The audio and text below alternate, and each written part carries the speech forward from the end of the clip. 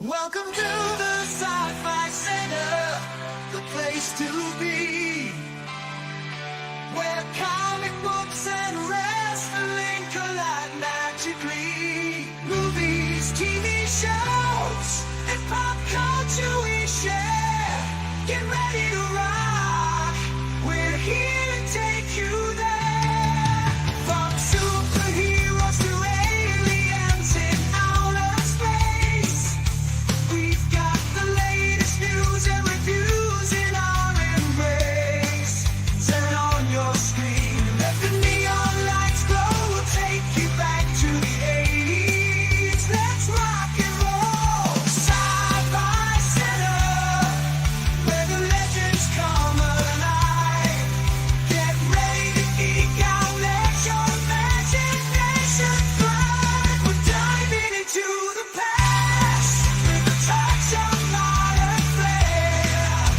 Sci-Fi Center, the ultimate pop culture lair.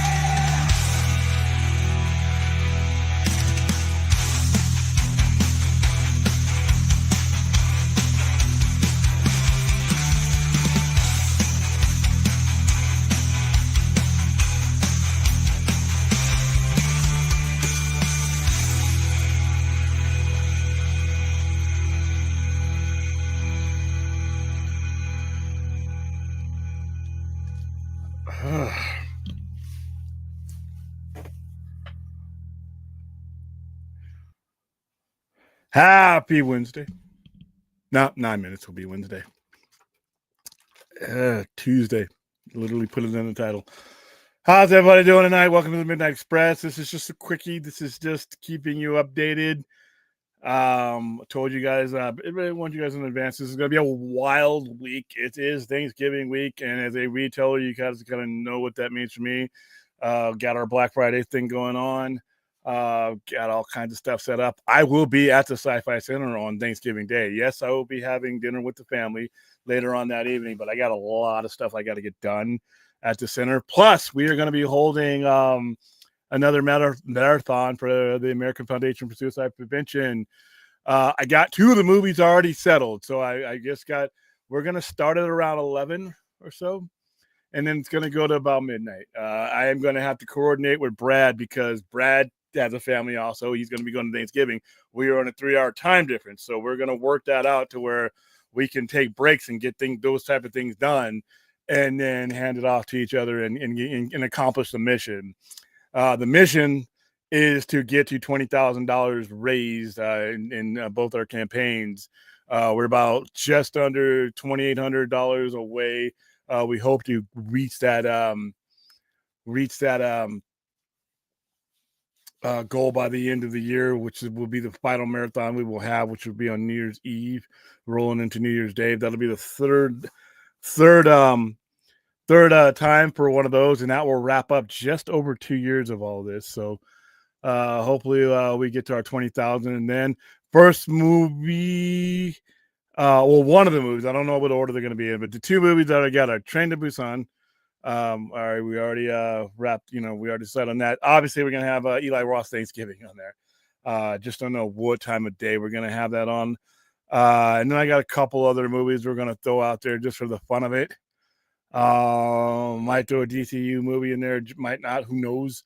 If you have any ideas, now speak now or forever hold your peace. But mainly the whole goal is to raise money for a good cause. So we'll be doing that all Thanksgiving. We also have another one that'll be happening Christmas Eve, either Christmas Eve or Christmas Day, and then obviously the week next. So we got 3 of these left to reach our goal. So yeah, so that's going to be the broadcast scenario. I will not be broadcasting at all on Friday. Black Friday, I'm going to be totally consumed by the retail reality that is the Sci-Fi Center. So I won't even be on the vodka stream then. So yeah, I will be working. Saturday, we'll probably do a show. Saturday is Small Business Saturday. For those of you who are in the vicinity of a small business, please support small businesses. It is not a given that they will exist next time you think of them. I mean, ever since COVID, a lot of their stuff has been hard. Even though COVID was 5 years ago, it has still had a reverberating effect on the buying habits of consumers. So if you have a small business, small local comic book store around you, hobby store, and it's owned by a mom and pop, listen, the big box stores, they're going to survive. The Home Depots, the Walmarts, the Targets, they're going to be just fine. But it's your it's the dude that, you know, only has that one store that's down the street from you. That guy could really use you right now, and he's probably going to treat you better than a lot of those places. So, all right, say hi to the crowd. Speaking of Midnight Express, did you know one of the members of Midnight Express still wrestles in JDW? Oh no, I did not. Is it which one? So the living ones are Randy Rose, Dennis Condrey, and Sweet Stan. Obviously, rest in peace, Bobby Eaton. So which one of those three is it? I did not know that. Yes, please like, subscribe, share, do all this stuff. We are streaming to you in both the long way and the horizontal way because that's what they said. It was cool. As we move over into the new studio, hopefully sooner than later, I just got to get things finished over there. I will be able to better center myself and have things come up differently. This long ways is optimum for the phone situation there. So that's why they did it. They wanted to get more people views on that format. And that's the optimum format. So I've been, it's been kind of split down the middle. I've had a lot of people use that format, and I've had a lot of people use this to stick with the portrait. So we're gonna keep going in both of them until I get tired of it, I guess. Let's see. His son eliminated him in a battle royal in JCW. He seems like a talented guy, like his dad. Oh, so who is it? So enough. Let me know. Yeah. I still think it's going to end up being Paramount. Unfortunately, I'm not a big fan of that reality, but Paramount wants to buy the company as a whole. I think that is going to be the easiest way to get this done because the shareholders will get it all out of the way now. They get all their money now. They don't have to go through this process again if they don't want to. Whoever wants to get out of it can get out, and they can start consolidating. So I think that's going to be the way that it ends up happening. Not a big fan of Paramount owning Warner Brothers. I'm not a big fan of any studio owning. I froze. For saying any major studio doing that. So. How are you doing, other Aussie? What's going on? Yep, don't forget about small business. Yeah, I can't. I am a small business, and I will be there on Saturday. Okay, Ricky Morton is Rock and Roll Express. So enough. I was wondering who you were, right? Because I know Ricky Morton's son does wrestle in there. So, what's up, my Popeyes honey butter biscuit? Okay, I'm doing okay. Apple pie, I guess. I'll eat anything but apple pie. How you doing, Damien? Hey, long time. I haven't seen you in a while. Glad to see you again, man. Yeah, Ricky Morton is Rock and Roll Express. Hello, Duckman. How are you doing? All right. So, I got to read Absolute Batman number 4. Not 4, number 14. Scott Snyder sent me a copy, and a lot of these guys when they send you these things, you think it's a generic thing. It's like auto respond type of deal. You get the copy and that's it. No, this dude was serious. Give him credit. He actually wanted to know what I thought. He went back and forth with me. I mean, I sent him the message. He said, "Yeah, want to know what you think." So when I did my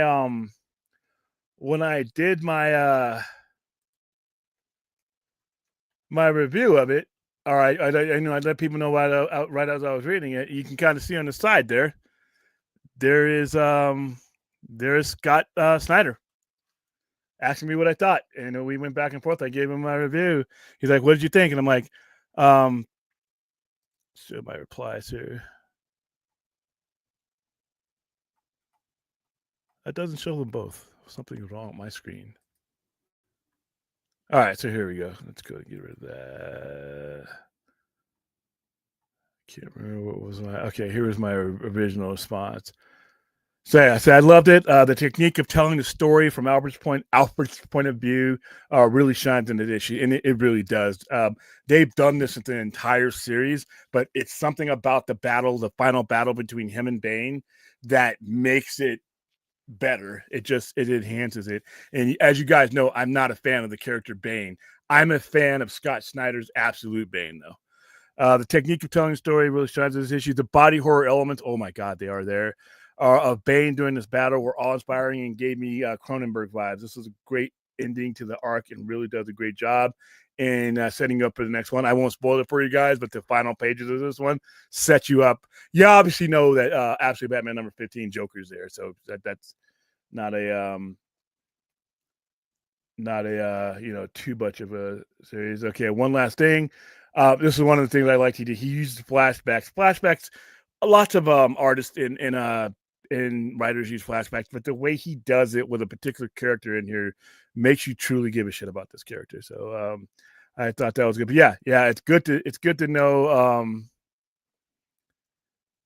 that he's out there and he's actually engaging the response. He's actually interacting with people. Like I said, I'm a YouTube nobody. He's putting out some of my favorite stuff that's coming out in modern comics, and for him to send me that and then go back and forth with me and correspond was kind of cool, I thought. So thank you, Scott Snyder. If you're watching the show, I've invited you on.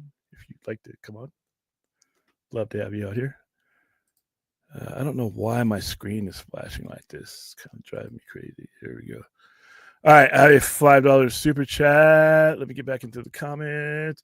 Rational Skeptic Paramount crunched the data and did what is wrong here? Sorry, guys. My I don't know what Brad's situation.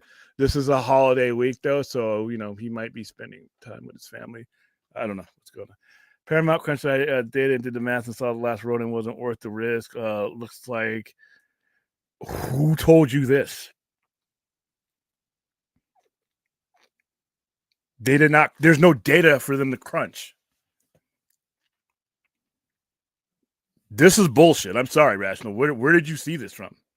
There's not enough data for them to go either way. There's no math to do it. They're full of shit if they said that, because there's no data. The only data from last Ronin, I need to know where you got this from in order to attack it for the bullshit it sounds like it most likely is, because the only data from last Ronin would overwhelmingly say do it. It's sold out, dude. It's one of the best-selling things that the Turtles have done in 30 years. So whoever saying that they crunched the data and saw that Ronin wasn't worth the risk, I'm sorry, I can't believe that. I can't take that seriously, knowing what the numbers that we have access to were, knowing what I have to go to get copies of Last Ronin, knowing that what the follow-ups are doing. The only data that they would have would tell them otherwise.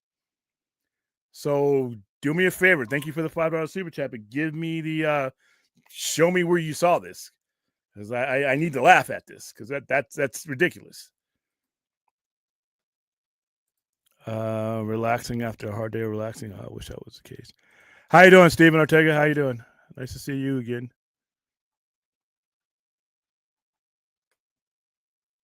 Let's see. Okay, where did you both see this? Put a link in the chat, because I have we have all store owners have the data that what last Ronin did. Okay, guys, try not to spam. All right, what are you doing? How you doing, Dan, man?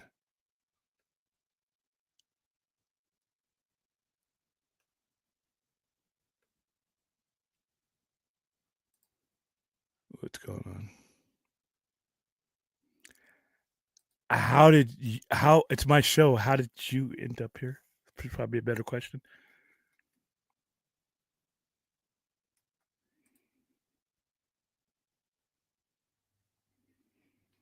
Hold on, something's up with the. All right, guys. I don't know if you're spamming, so the next thing I do is, like I said, I just want to make sure before I permanently get rid of somebody here.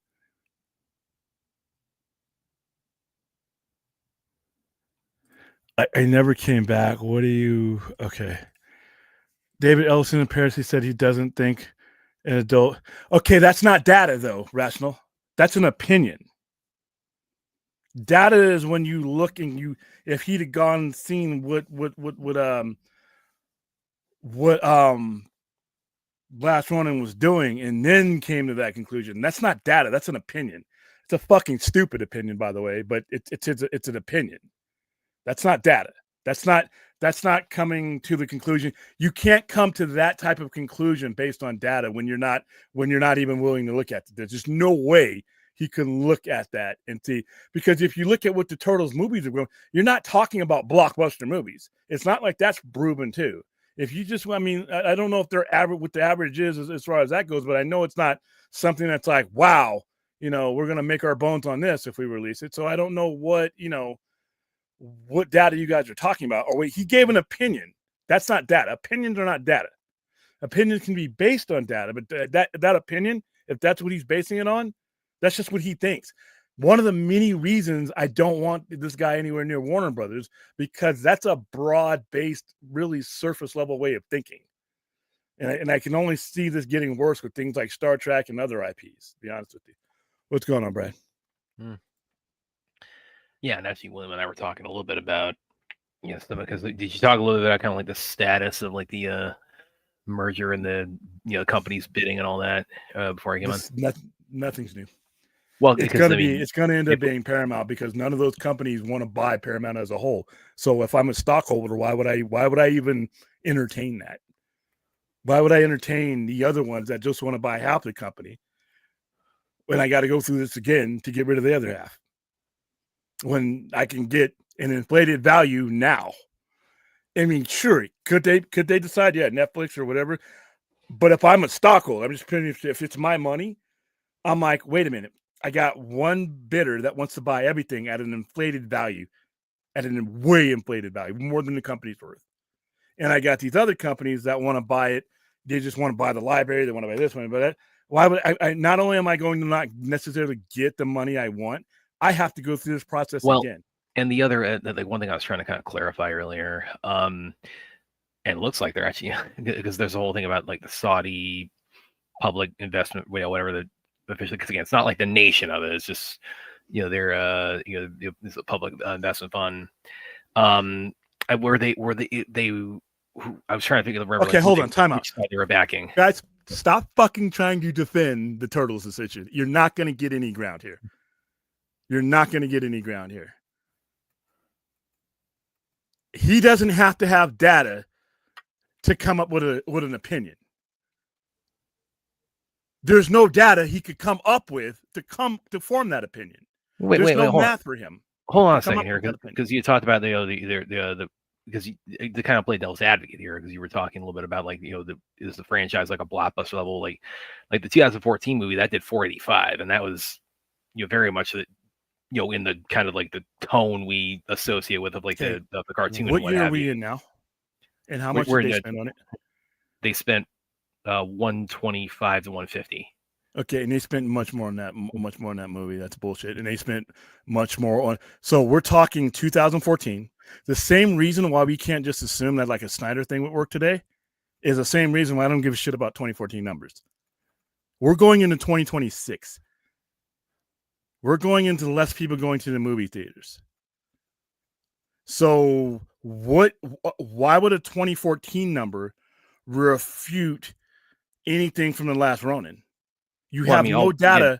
You have no data. It's the biggest Heroes movie, all respect. I mean, and that's not me like taking a stance either. Okay, way. So do I get to spend 2014 money in 2026, 2027, 2028? Well, but do those trend? Yes, it does. I'm in 2025. I'm headed in 2026. You're giving me 2014 trends. That fucking does me no good.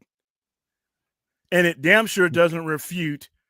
That doesn't give me enough data to say the last Ronin wouldn't work. There's nothing about anything that they did in 2014 that says. Well, yeah, it's kind of a catch-22 also because like Last Run has never been done cinematically, so it's like okay, so where's your data? Where there's no catch-22. That's what I'm saying. It's like, well, that's what I'm saying. It's like, well, how do you expect them to get the data for it if they don't have? But how can you say that somebody's making an opinion on non-existent data for them? And that the only data you have for Last Ronin has been success. Yeah, but not cinematically, because they haven't had the chance to do it cinematically. Is what I'm saying.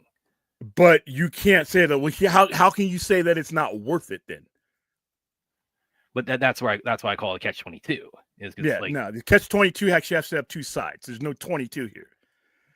So as far as him canceling, David Ellison has been known to cancel things willy-nilly. He just let Sheridan go. He basically told everybody that guy was going to be with his company for forever, and then now he's gone. Yeah. So obviously, I can't believe. I don't listen. You're expecting me two things. Let's get this shit out the way before we get any further. I don't fucking believe anything David Ellison says. Period. So when you come to me about things that came out of his mouth, I don't believe anything he says.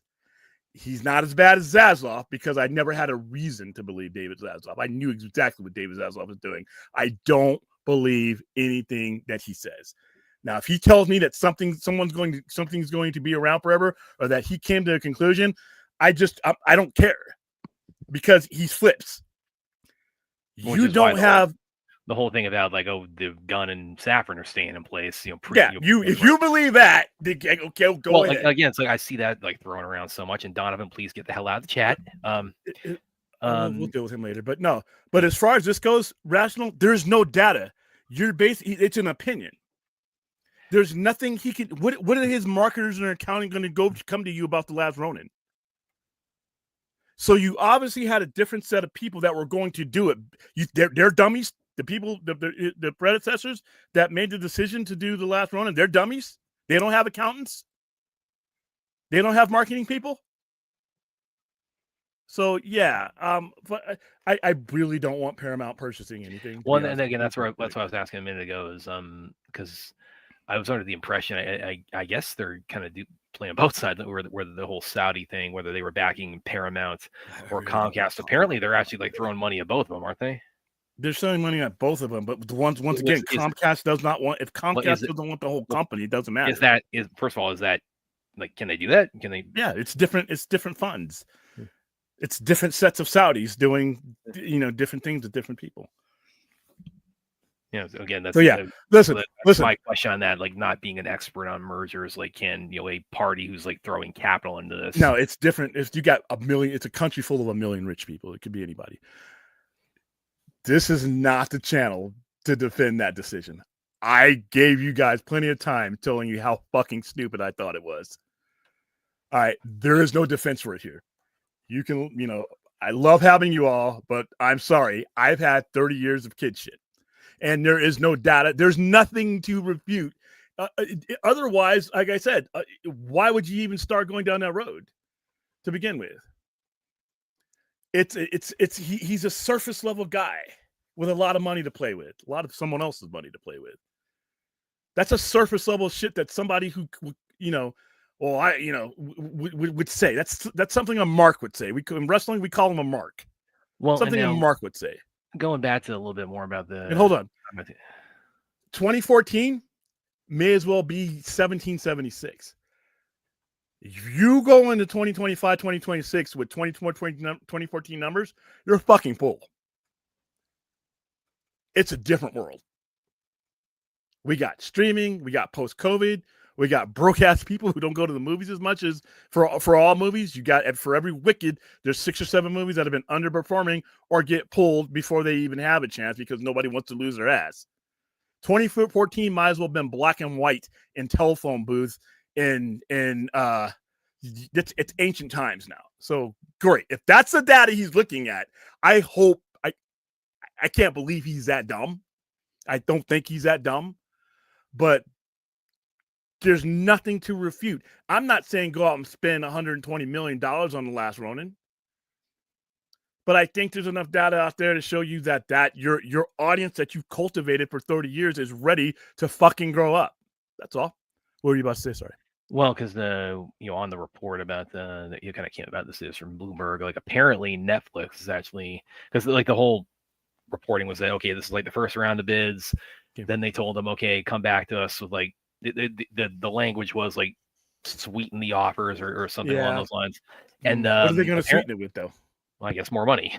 But you're not going to. They're not going to beat Paramount's bid for the entire company. But that's right. Again, this is. I mean, be careful who you listen to. Not to call the game before it's over. But okay, if you got to just, it's common sense comes into play here. Common sense comes into play. If you have one party that's going to pay an inflated amount for the whole thing, and you're done, your shareholders get to move on, take their money, and buy other stocks, or become part of the company, do whatever they want to. Why would you take less money? Because you're not going to get the inflated value Paramount's giving you. They could go for that, but it has to be more money. There has to be something else that you're adding to it. Because otherwise, if you're the company that's not buying the entirety of the company, why would you approach the number that the entire company is going to be going for? Why don't you just buy the whole company then? And none of those companies want to be into linear programming. Paramount wants everything. Paramount wants the channels. Paramount wants CNN. They want it all. The other people just don't want it. And while you're doing that, do not let me do this. All right, dude.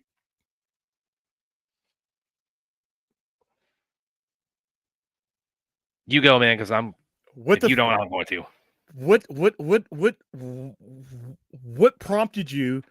Were you not reading the room?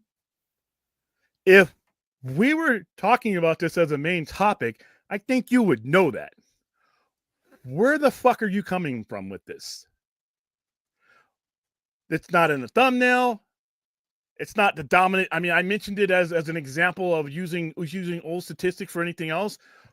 Why did you force? This is why people torture ass when you come into people's chats. You bought some bullshit from left field that nobody's even talking about right now. You know that I'm never going to make this a topic until there is something to talk about. But here you come forcing your way into this. So tell you what, dude, come back when you come back in after I time you out, mainly forever. I don't know. Read the room, look at the chat, see what we're talking about, and then jump in. But don't come in like Forrest Gump out of nowhere running in with some bullshit that we ain't even talking about. Goodbye. Not hold my breath on that, but yeah. What do we do?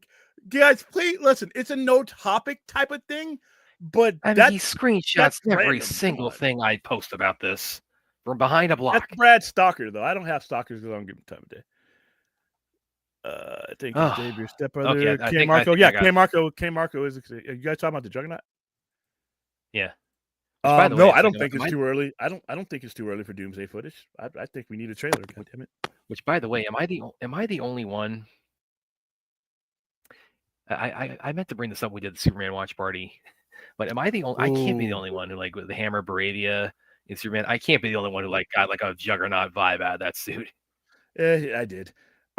This is rational. Now you're doing a fourth 1,000 for this is your best fourth 1,000 impression. William, the same logic you use on Batman Beyond live action. Okay, hold on. I was not expecting to ever have to buzz you. I think that's the first time I've ever had to do that to you, Rational. All right. Well, here's where that's not true. Batman Beyond was a television show that you could only equate for what, 3 seasons? If not even 3 seasons. I think it's 3. I need to look it up. I think it's 3 seasons. Yeah. And the ratings, you're not going to use the ratings for a kids show on the afternoon, a weekday afternoon, to equate whether you are going to spend, because the numbers for Batman Beyond weren't that great. They weren't anything that tells you that, ooh, we got to go with this.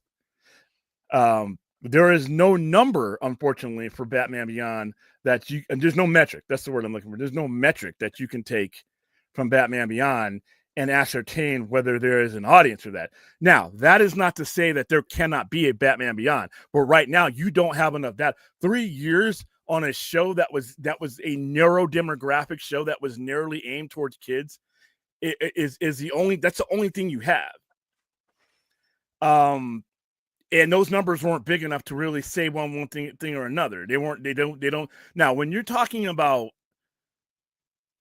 something like The Last Ronin, which has a much wider, much more adult demographic, a much wider, so you're talking about thousands and thousands and thousands of units sold.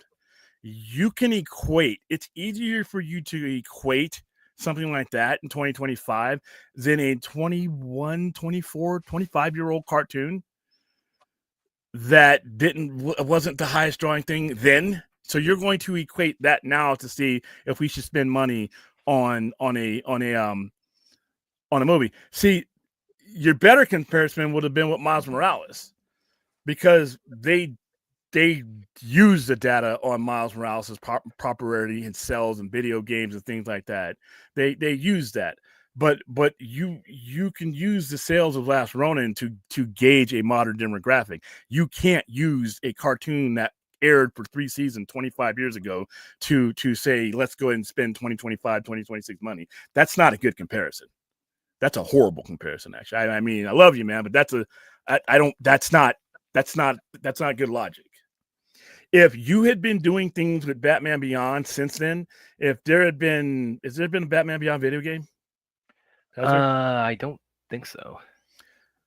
Okay, and we haven't had any Batman Beyond cartoons since then, right? The only ones we have are the ones that aired from 99 to 2000. Yeah, well, the other big thing was they also made its way into the comics too. So it's also a comics thing. So we have nothing to go on to even make a determination of whether there's anything for it. But if you had been doing that, if the comics had been like selling, then I don't think they were. If you had video games, if you had another cartoon, if you had some consistency over that quarter of a century to go on, I'd say go for it. I'm not saying don't ever do Batman Beyond. I'm just saying there's nothing there right now to go to somebody and say, let's risk this money. Last Ronin is still selling right now. Last Ronin is a highly reviewed, high selling. I mean, in 5th and 6th printings, there is modern day data, because now you're talking about somebody that's going out, and I'm talking about I'm selling a hardcover every time I put it on the shelf. So there's data there. There's order data there, and it's current. See, sometimes the difference between the data you guys want to try to throw out there and the data that people are using today, it's current. It's current, because remember, when you go ask for funding for this, you're asking for modern money for modern projects, not what did good back in 2001 or 2010, 2014. That's wonderful. We may as well be in the Stone Age by comparison. So no, that's the best one, Rash. Sorry, man. All right, so I found the thing I was looking for too, but only for a fanboy. What modern data do I have to go into an office and say, hey, let's do Batman Beyond? I have modern data for Last Ronin. I don't have that for, I'm not hating on Bat. And plus one of the things that you have built in to what's this? Oh, one of the things you have built in that you guys really refuse to accept is that I was telling you about. Okay, I don't care about this fucking merger anymore, dude. I'm sick of this fucking merger.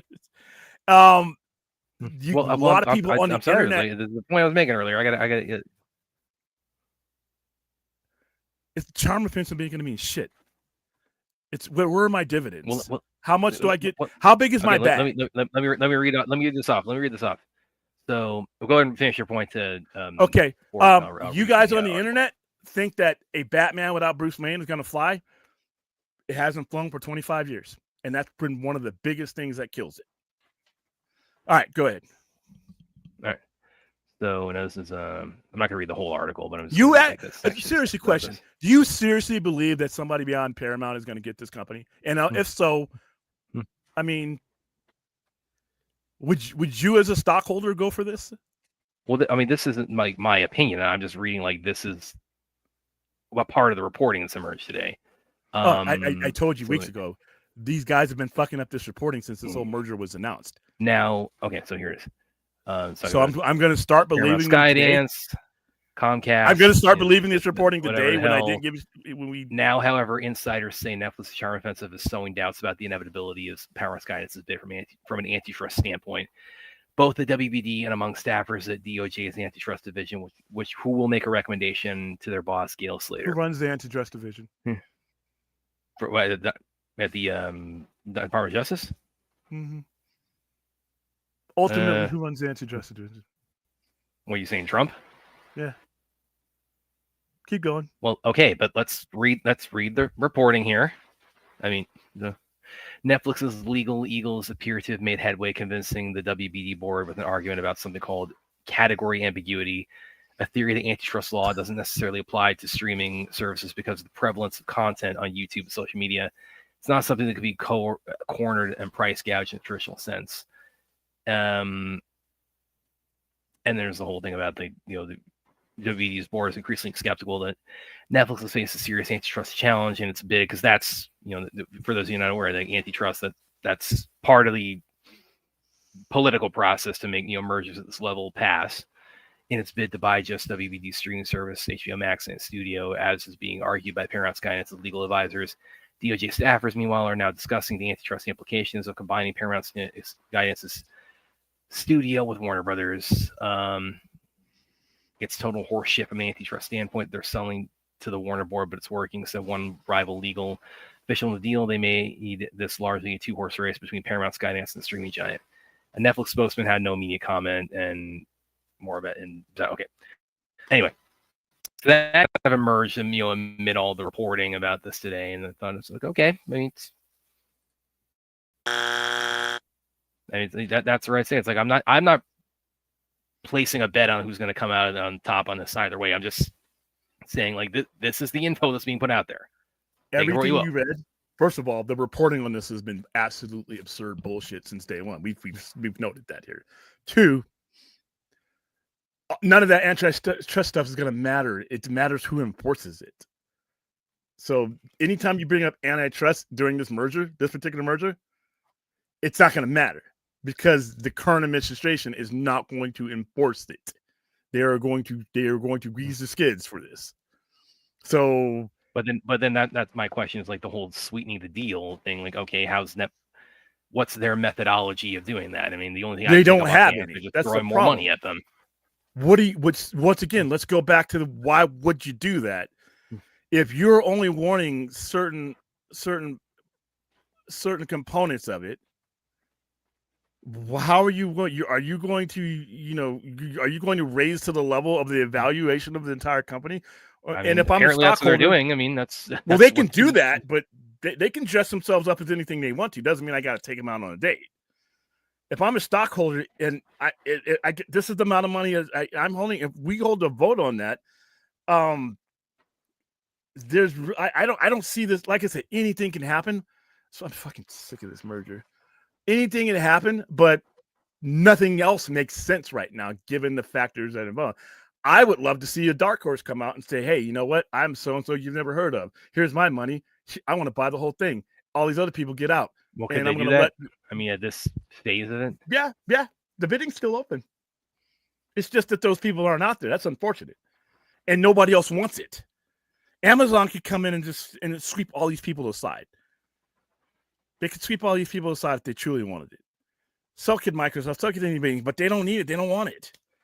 And how's it going, Aaron? And by the way, I saw your thing. I don't know whether I want to play it tonight or play that on Saturday, but we might play it tonight because it'll be 2 weeks old. Aaron's talk about Wicked. She watched Wicked. She did it, so I didn't have to.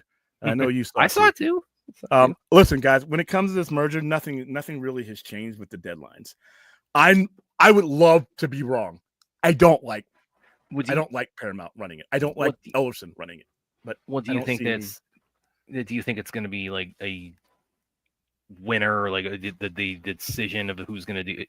Do you think, because there's been talk about potentially wrapping up before the calendar year is out, do you think that's on the cards, or this could like extend into January, February? No, because I don't think anything changes in January or February. There's only a certain amount of money that Netflix and Comcast are going to want to bid for a piece of the company. I mean, I wish Comcast would, but even still, they're not buying the whole company. I want the whole company away from Paramount. Well, the other thing about it too with Paramount is that they've had like multiple rejected bids, prior to this too. So yeah, because somebody's greedy. Somebody knows, hey, if you got 75 billion, you got 80 billion. So if you got 80 billion, you got 85 billion. So it's a little bit of a game of chicken. It's like where it's like, okay, he's basically calling their bluff, like, okay, how badly do you want this? And I think Ellison and them want it badly, but I just don't like some of the decisions that they've made. And like I said, the turtle thing pisses me off. It's like, and of the three of them, like, who do you think? Who would you? I mean, it's weird saying like picking it. Like who would you want of these three? And that's, I guess, presuming Comcast. I don't think that everybody seems to think that if Netflix gets it, they're just going to farm it out and destroy it and all that. I think there's a chance that they could use it as a distributor and everything. But if it had to be, I'd rather it be Universal Comcast. But even then, it's like these are all bad decisions.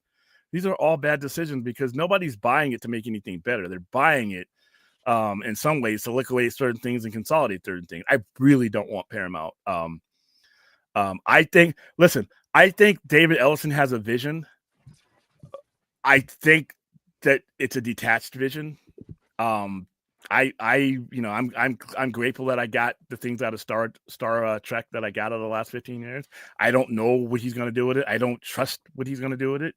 One thing, again, to bring it back to DC stuff, where he's, where the statement publicly is that, we're not, we're going to maintain the current administration, which is like Taylor Sheridan is gone. Exactly. That is the biggest dude. That dude's a hit machine. If you're Paramount with the relationship that you had with him, he can't go anywhere else. I'm giving up organs to keep that guy. So if you're telling me that, I'm going to keep so-and-so place, if he's not safe, what? You're going to keep a guy that's made you that much money and made you that many hits. You can't keep him, but you're going to keep a fledgling studio that just got started. If you got an overarching vision, I'm sorry. Maybe I'm wrong. I just don't believe it. I don't want Paramount anywhere near this. Well, and now here's another thing that's kind of an offshoot of the news of this day. And why? See, this is why I don't want to go dig into this. This is not a rabbit hole. This is a heroin hole. Remember, Alice in Wonderland is a drug-induced fantasy by a drug addict. All right, White Rabbit. Look at the metaphors. There's there. Okay, this is not a rabbit hole. This is the White Rabbit hole. I don't even want to get into why this is getting greenlit. You can Google this. Well, it's one man in particular who's like. There you go. There you go. This is why when you guys bring the Ronin shit to me, this is he's making decisions based on shit I don't need in my life right now, and things that don't have anything to do with math or entertainment. And I posted today too. It's like, I mean, William can certainly attest it. I've mmade no secret. I'm the Kung Fu guy here. I'm a big Jackie Chan fan, and I shared like one I wrote a while back on Fortress where I said it's like, dude, how old is Jackie Chan? He's at 71 now, but now he's still. Was he still in limber shape? Well, is he in that type of shape to say, hey, let's? I just saw his last one, Shadow's Edge. He's actually. If you're doubting, like he could still at least do pretty awesome stuff at that age. Like see Shadow's Edge. Hold your thought. You can't have accounts properly. You can't. There's no way you can. You're guessing right now, Rational, and he may be guessing.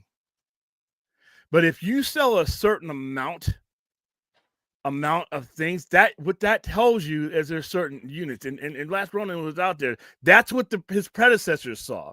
When he's not using math here. It's the same way when he said, I want to Sonicify it. Has nothing to do with math or how much is the Last Ronin. So that just tells you that that's what's been working. That's what's been going on. And that's fine if you want to make that based on that. But there's no math refuting, there's not enough there one way or another to say you can't do Last Ronin. The only numbers you have, there are no bad numbers for the Last Ronin. There just isn't. And you also have to understand that even, like I say, even if we were to erroneously use 2014's numbers as anything that I would be using today, right now, those people, let's say that they were 12 years old in 2014. Those people are older now. You can't keep feeding, you can't feed grown people baby food. At some point, they got to eat solid food, man. At some point, your audience that you cultivated from diapers wants something more out of your IP, and you have to grow with them. And I'm not saying don't make any more fluff turtle movies. They do good enough. That's fine. But there is a segment of your audience that is going to grow up. They're going to have kids. They give them the fluff, but they want grown man's food or person's food. I'm sorry. So, yeah, you're guessing here. And to be honest with you, you're probably guessing as much as he is. I would bet this hat right now, and I love this hat, that he has not looked at those numbers.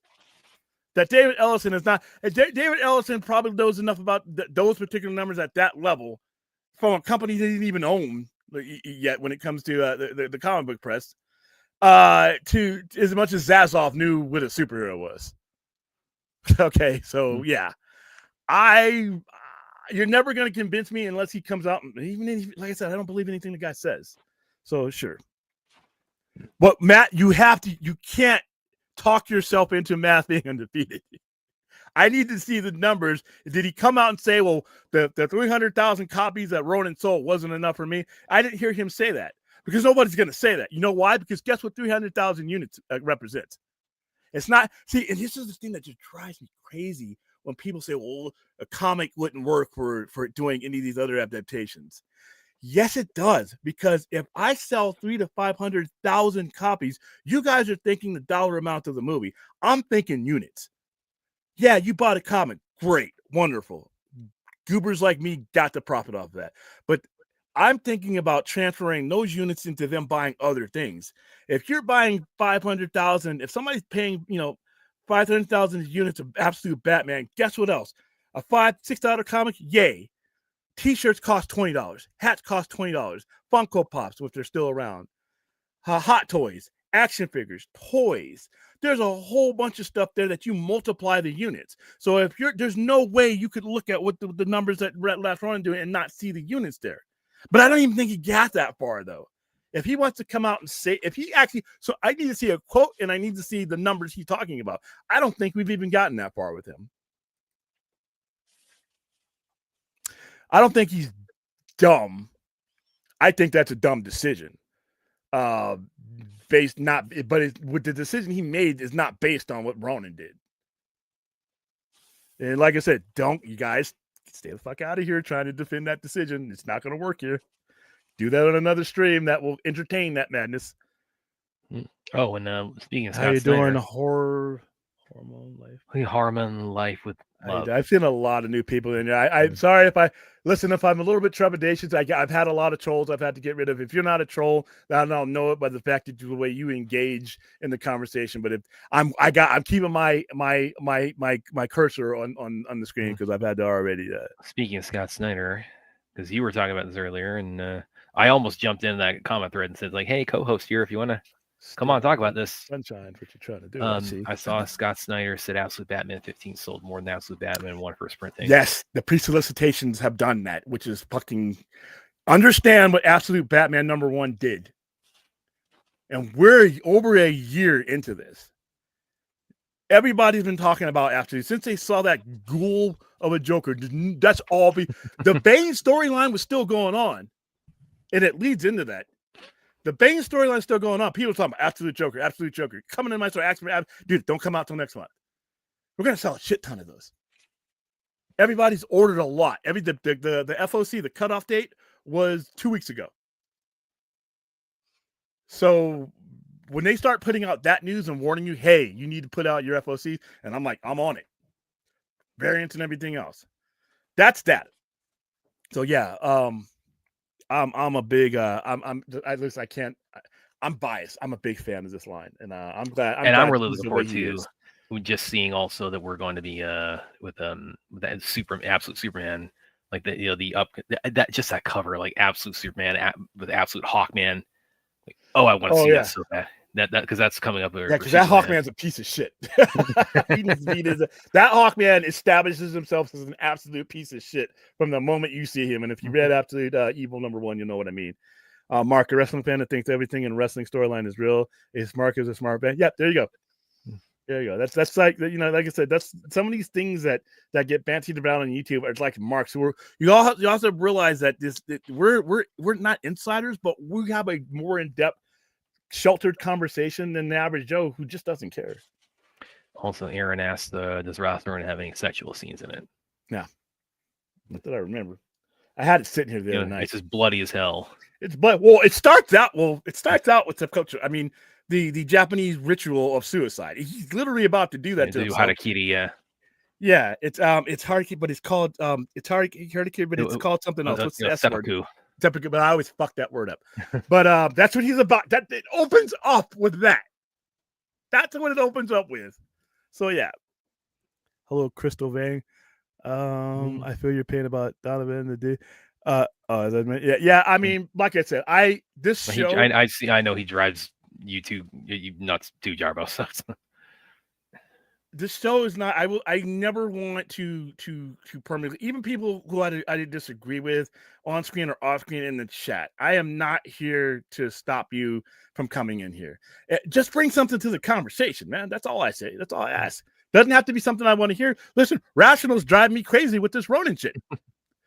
But I'm not going to ban Rational. He has a legitimate point. I just don't agree with it, and I don't believe anything, David. I'm sorry, David Loveson. If him and David Zaslav came in here and said, William, listen, the Earth rotates around all things that I know are fact. I'm going to start doubting those things. If he tells me, that the sky is blue, I'm going to keep my eye on both of those guys, and I'm going to send somebody out there and be like, go check on it, because I just don't believe they think. Well, and I'm not saying liar. That's a tough term. Their job is to keep things going. They're playing their the job game. is to tell people what they need to hear. Well, they tell people not a lie, a strategic truth. That's a good way to put it. Strategic, and even taking him specifically out of it. If you got something like this coming up, you don't publicly announce, if we win, or we get this company, it's like we're the day one, everybody's fired, we're bringing our own people. Yeah, I mean that's like when people said Walter Hamada wasn't fired. Walter Hamada, he was fired. He wasn't kicked out by his skull, but they eliminated his job and they brought in other people and he left. That's kind of fun. Batman prints money. Yes, Bruce Wayne, Batman prints money. You're right. Batman is in the title. Yeah. So listen, guys. I don't think this. I wish this were true, but it's not. Batman is in the title. Features of Batman, something people haven't seen before. Context, it's new Batman. Nobody just listen. Me and you, listen. I wouldn't mind if there's a Batman Beyond coming out tomorrow. We'll watch it. We'll watch it on here. Now, outside of our percentage, who's going to go for that? The average Joe is where his money's going to be made. And if you have a title character like that and you built your cinematic history on that, no matter what the company is, once you change that fundamental difference in that character, it's not gonna fly. It's not gonna fly because, believe it or not, people know Batman is synonymous with Bruce Wayne. The average person on the street knows Batman is synonymous. There are people who will never flip through a page of a comic or ever watch Batman Beyond that can tell you who Batman's butler is. They can tell you all these things about these characters. So when you fundamentally change those without doing the buildup, then it's gonna crash. Right now on 11/26/2025. By the way, Stranger Things later on today. Got to figure out how I'm gonna do that. As we sit here on November 26, 2025, there is no logical path to Batman Beyond that wouldn't get you laughed out of an office. That's not saying I don't like the character, the story, whatever. I'm saying how you're going to come into me this is Mark talk. You're going to come into me as a 3 or 4% and say, why ain't you guys doing Batman Beyond? I'll be like, because I don't think the average person who I need, even if you and all your friends on the internet come too, we're going to lose our ass on this money or on this movie. We got to figure out how do we get from a cartoon that went off the air 25 years ago to now. Not saying it can't happen, but it can't be the kind of things that people are throwing out. It's going to take a while to get people to get to that point. So like there was a time where if it wasn't Peter Parker, it wasn't Spider-Man, right? But look what they did on several platforms to build that credibility. From the moment he appeared in 2011 in Ultimate Fallout to video games, movies, things like that. And Miles Morales Spider-Man still does not have a live action movie yet. And they've done the work to get them closer. So if Miles Morales Spider-Man doesn't have a live action movie with the work that they've put into that, how the fuck are we getting for the general public will be an obscure character, especially when they realize that it's not, him in the forefront. How are we doing that? Not saying it can't be done, but there's it's not like Stargate where you step through the portal and you end up on the other side. There's a lot of shit in between that you have to consider. If you want Batman Beyond, I think you need to start, somebody needs to start, make another cartoon. Get James Gunn, do absolute Batman. No, you damn sure need to do absolute Batman. Do a Batman Beyond cartoon. Let's see if get that audience back, build that audience, put a better comic out than what was out. Put some graphic novels out there. Put some graphic novel series out there. Let's next time we do a video game. We do a Batman, we do a video game, have Batman Beyond as one of the major playable characters. These are things that get into the pop culture to the point where over the next couple of years, they can accept, okay, Terry McGinnis, cool, okay. Just like they did with Miles Morales, but it wasn't instant with Miles Morales. It took time, and he's still not in live action. So, like I said, James, but once again, there's a wild card. Remember, I've always said this. There's a crazy person running DCU right now. He doesn't necessarily need those reasons that the fat cats will to say it. He can just say, fuck it, I want to do it. Now, if he goes or if he's not there, then no, you don't have, there's no justification. James Gunn can actually say, okay, it's part of my story. There you go, bam. But anybody else that's not James Gunn, if James Gunn doesn't stay with DC or Peter Safran says, nah, I don't think we should do that, then it's a lot easier to shoot down that if when you don't have these factors in play. Yeah, but he's not the driving factor in Beyond. It's kind of like, and it's not just the best comparison, but Captain America: Brave New World wasn't a very good movie. There's a lot of problems. Bored the hell out of me. Okay, but here's the thing, though. Even if it had been Winter Soldier level, which it wasn't, I think it would have still bombed. Well, it didn't really bomb, but I mean, it didn't bomb, but it didn't do, it didn't do what a lot of people. It didn't do Winter Soldier numbers. Yeah, it would have. What's the numbers? It barely crawled over it, but it's fine. It didn't do Winter Soldier numbers. It did. I got it up right here. Budget 180, box office 415. So it did. That's actually not bad. Yeah, but it's not great. It's not bad. It did pretty good. It's not Captain America numbers. Okay, let's do that. Let's be fair. It didn't bomb. It didn't do the Captain America numbers. It didn't do Winter Soldier. Winter Soldier, I think, is the. Well, technically, it's Civil War is the peak, but I mean that's basically a Avenger movie. So. Yeah, it's Avengers 2.5. So we're talking about like actual Captain America movies. The peak is Winter Soldier, which that did. Let me pull that up. It looked like $1 billion, didn't it? Not quite, but it did pretty close. I thought Captain America Civil. Civil War did. What did Civil War? Civil War did do $1 billion. Yeah, Winter Soldier was one of the better fucking comic movies. Yeah, Winter Soldier did 714. Okay, that's. And Civil War did 1.1 billion. And Civil War was after, so that's the escalation. That's good. Okay, so but you look now, and a lot of people were bringing up, well, and this is as a person of color, I kept my ear out this. Well, he's black, and that's why. No, that could have been a reason. I'm not saying that's a reason why some people didn't go see it, and they're Cro-Mags anyway. We don't even. It would be the same thing that if we did an Iron Man movie within the last 5 years, and it was all about Rhodey, and it was Rhodey. If we didn't, that's another black character. Yeah, but no, yeah. I don't think that's the big issue because Rhodey's a popular character. People like Rhodey, but it's not Tony. It's not Tony Stark. It's not Steve Rogers. That means a lot. That actually means a lot. It means a lot. That means a lot, especially when you're talking about these characters that have been around. In Cap's case, like 80 years. In an Iron Man's case, almost 60. And once again, there's been no cinematic work to make Rhodey and all that, and it makes sense. Now Sam had a little bit more, but it was on a TV show. And remember, Disney TV shows get much less viewership than the actual, the big event, which is the movie. So not saying that you can't do a Batman Beyond. I'm just saying you can't do it now, cold turkey. Hey, Thanksgiving, because of I don't think the general public would buy it, and I don't know if people will put the money on that risk based on us on the internet knowing. So I don't get it twisted. I'm not against Batman Beyond. To be honest with you, I'm a science fiction Blade Runner type fan. That's as much Blade Runner as you can get with Batman. And I would love to see, hey, give it to Denny, or give it to one of these big directors. But at the same time, how big of the budget can you make it with all the factors I give you? Do you want some cheap shit? I mean,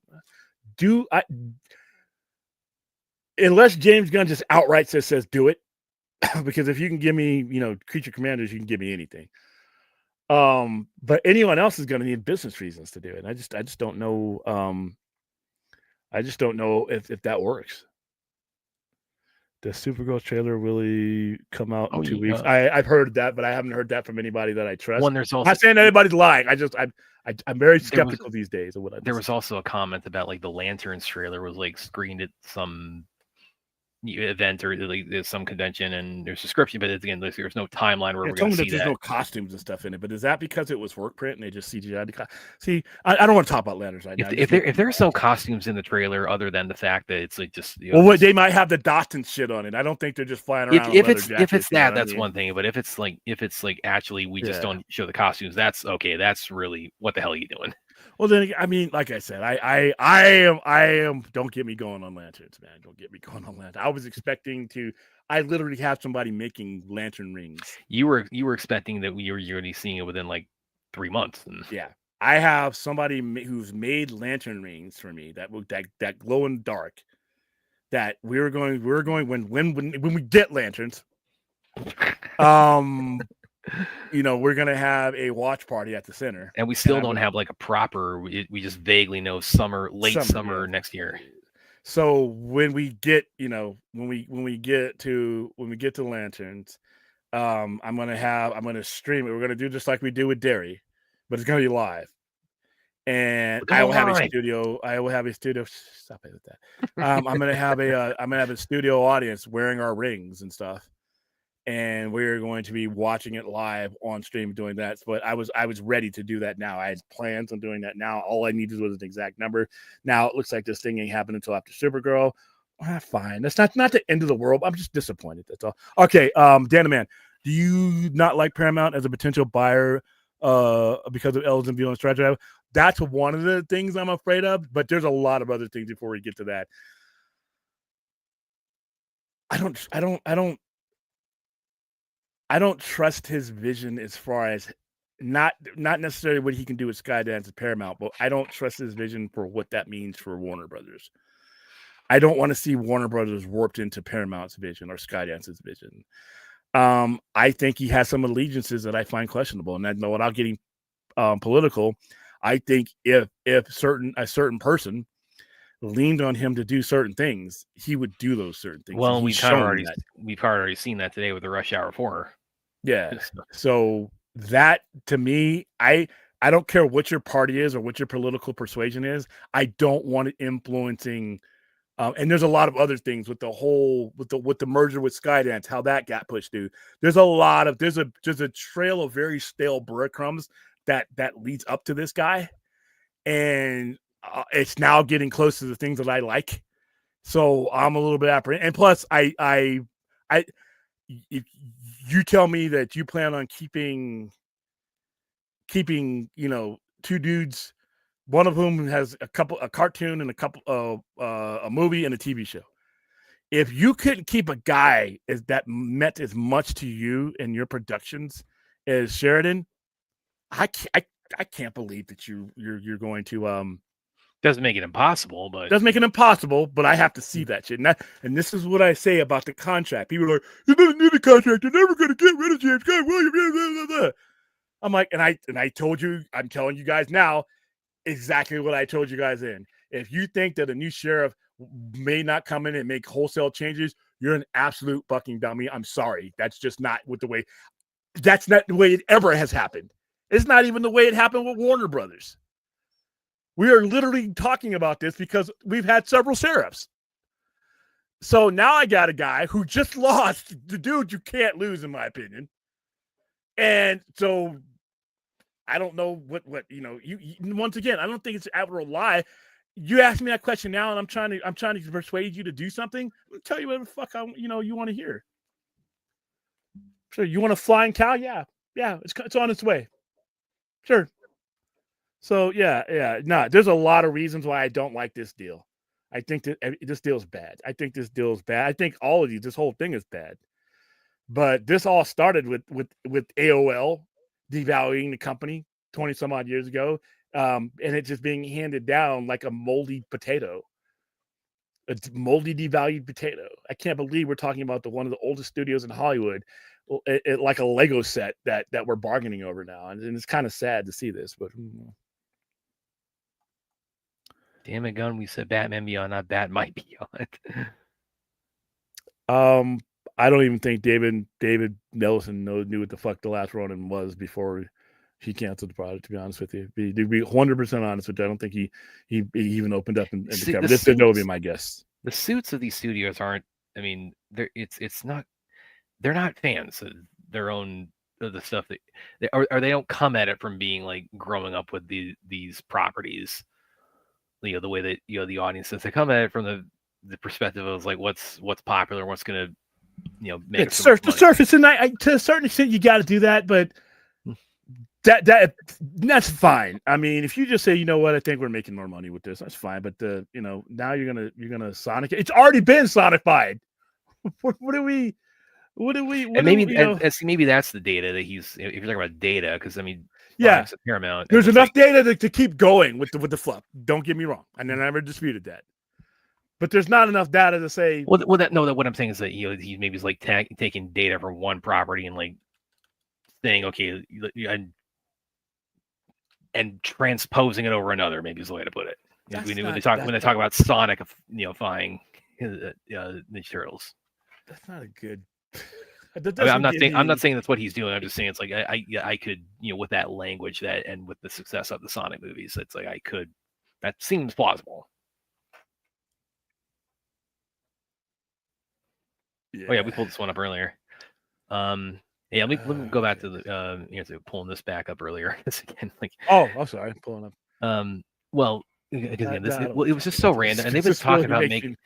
Well, because they've been talking about making it. First of all, the third one sucked, and they tried to do a TV show about 10 years ago, and that didn't go anywhere. And that was without Jackie Chan and Chris Tucker, which I mean, all respect to John Fu, love you man for Tekken and whatnot, but I can't. Hold on, sorry, this is unprofessional. I can't take your opinion on Turtles. Is anything I need to refer to, and I'm not saying you're not making fun of you, calling your name. I know where you're coming from in your opinion from Turtles.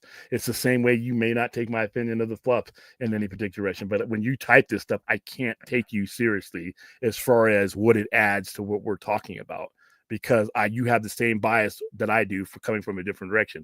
The only difference between me and you is you've had the fluff crowd has had 3.5 decades. Guys like me haven't. And I don't know who you're talking to. But guess what, Jugga? The entire series sells. It ain't just the first issue. It ain't just the first chapter. And that's not all that they're talking about. Maybe, I don't know it's where you're at. Maybe this is a local phenomenon. That is not the only chapter people are talking about. I'm sorry. Okay, I'm sorry. Go back to this one. Because again, the TV show, it didn't go because you get all respect to John Fu, love the dude, and Tech and all the other things he's done, but it's like Rush Hour really is defined by Jackie Chan and Chris Tucker. I mean, they're the face of it. It's like they put the butts in the seats for it, and even then, like the third one was a kind of diminishing returns, and it sucked. And they've been trying to get this fourth one, and then Brett Ratner is like a whole other kind of like X factor because the dude's kind of a piece of shit. And that's the other thing about this report is also that Ratner saying that, not me. You're kind of. Yeah. Well, no, it's. I mean, Google his names. Like the dude's been in hot water. Yeah, you just I was just listen to me. And then I'm watching the show. But apparently they talking about Hiroto. You know, apparently the stipulation was that they wanted Ratner back to direct. So even with like this news, I'm kind of dubious this even like Paramount ends up being the new owner, and this I'm kind of dubious this even happens because it's been like almost 20 years since the last one. Jackie's got, I mean, he's been talking about wanting to do it for a while. So is Chris, but again, it's one of those. That's like Lethal Weapon 5. I mean, yeah, they've been talking about that, and then Daughter went and died because he was old. Yeah. They've had so many false starts on it, and I shared an article I wrote on Fortress earlier where I said it's like it's kind of like what Williams says, like a lot of these things, they have their time and place for like where when they strike. Rush Hour was phenomenal, but we've done a lot. The thing about Rush Hour is it inspired certain types of movies that have kind of replaced it in a way, and then that's just a. Okay, were you guys listening the other night when I said why The Last Ronin doesn't necessarily need a build up? The Last Ronin can be for the same people who've been watching the fluff. These characters. Logan didn't necessarily need a build up. We knew who Hugh Jackman's Logan was, but that story that was in Logan wasn't necessarily attached to anything less that he was doing. That story was its self-contained thing. So the build up for Last Ronin, as far as cinematically goes, has been go ninja, go, and ooze and all that stuff.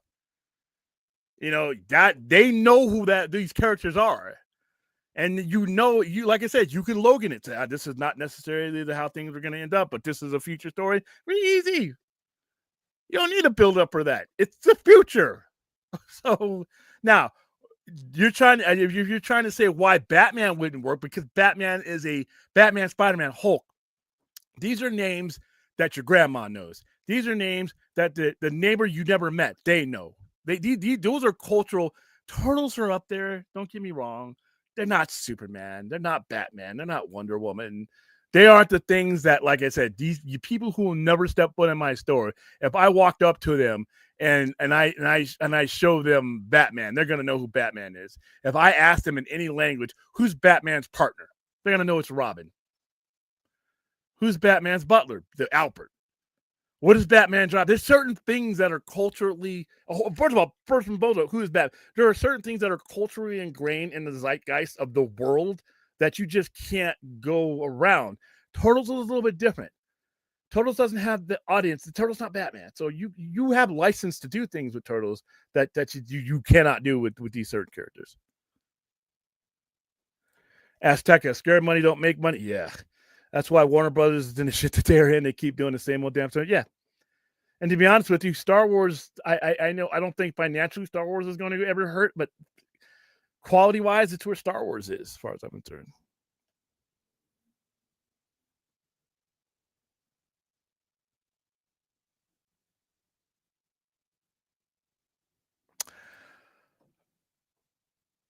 Now that's a catch-22. You can do, there's a lot. Listen, we have Bruce Wayne in Absolute Batman. We're telling a very different story there. I was about to mention that because it's like you can actually do it a lot.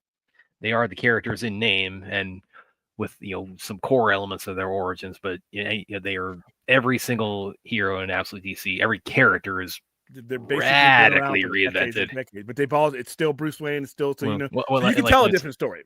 Well, like William said, also like Hawkeye's a piece of shit. Yeah, Hawkman, yeah, Hawkeye. Or Hawkeye is a piece of shit too. But oh damn it, the Marvel.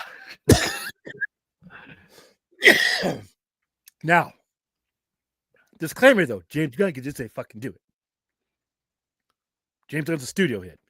James Gunn can justify it as part of his DCU if he wants to do it. He's the only person that's going to do it. If he goes and it's not done, it ain't happening anytime soon. Because someone else is going to have to build up the justification.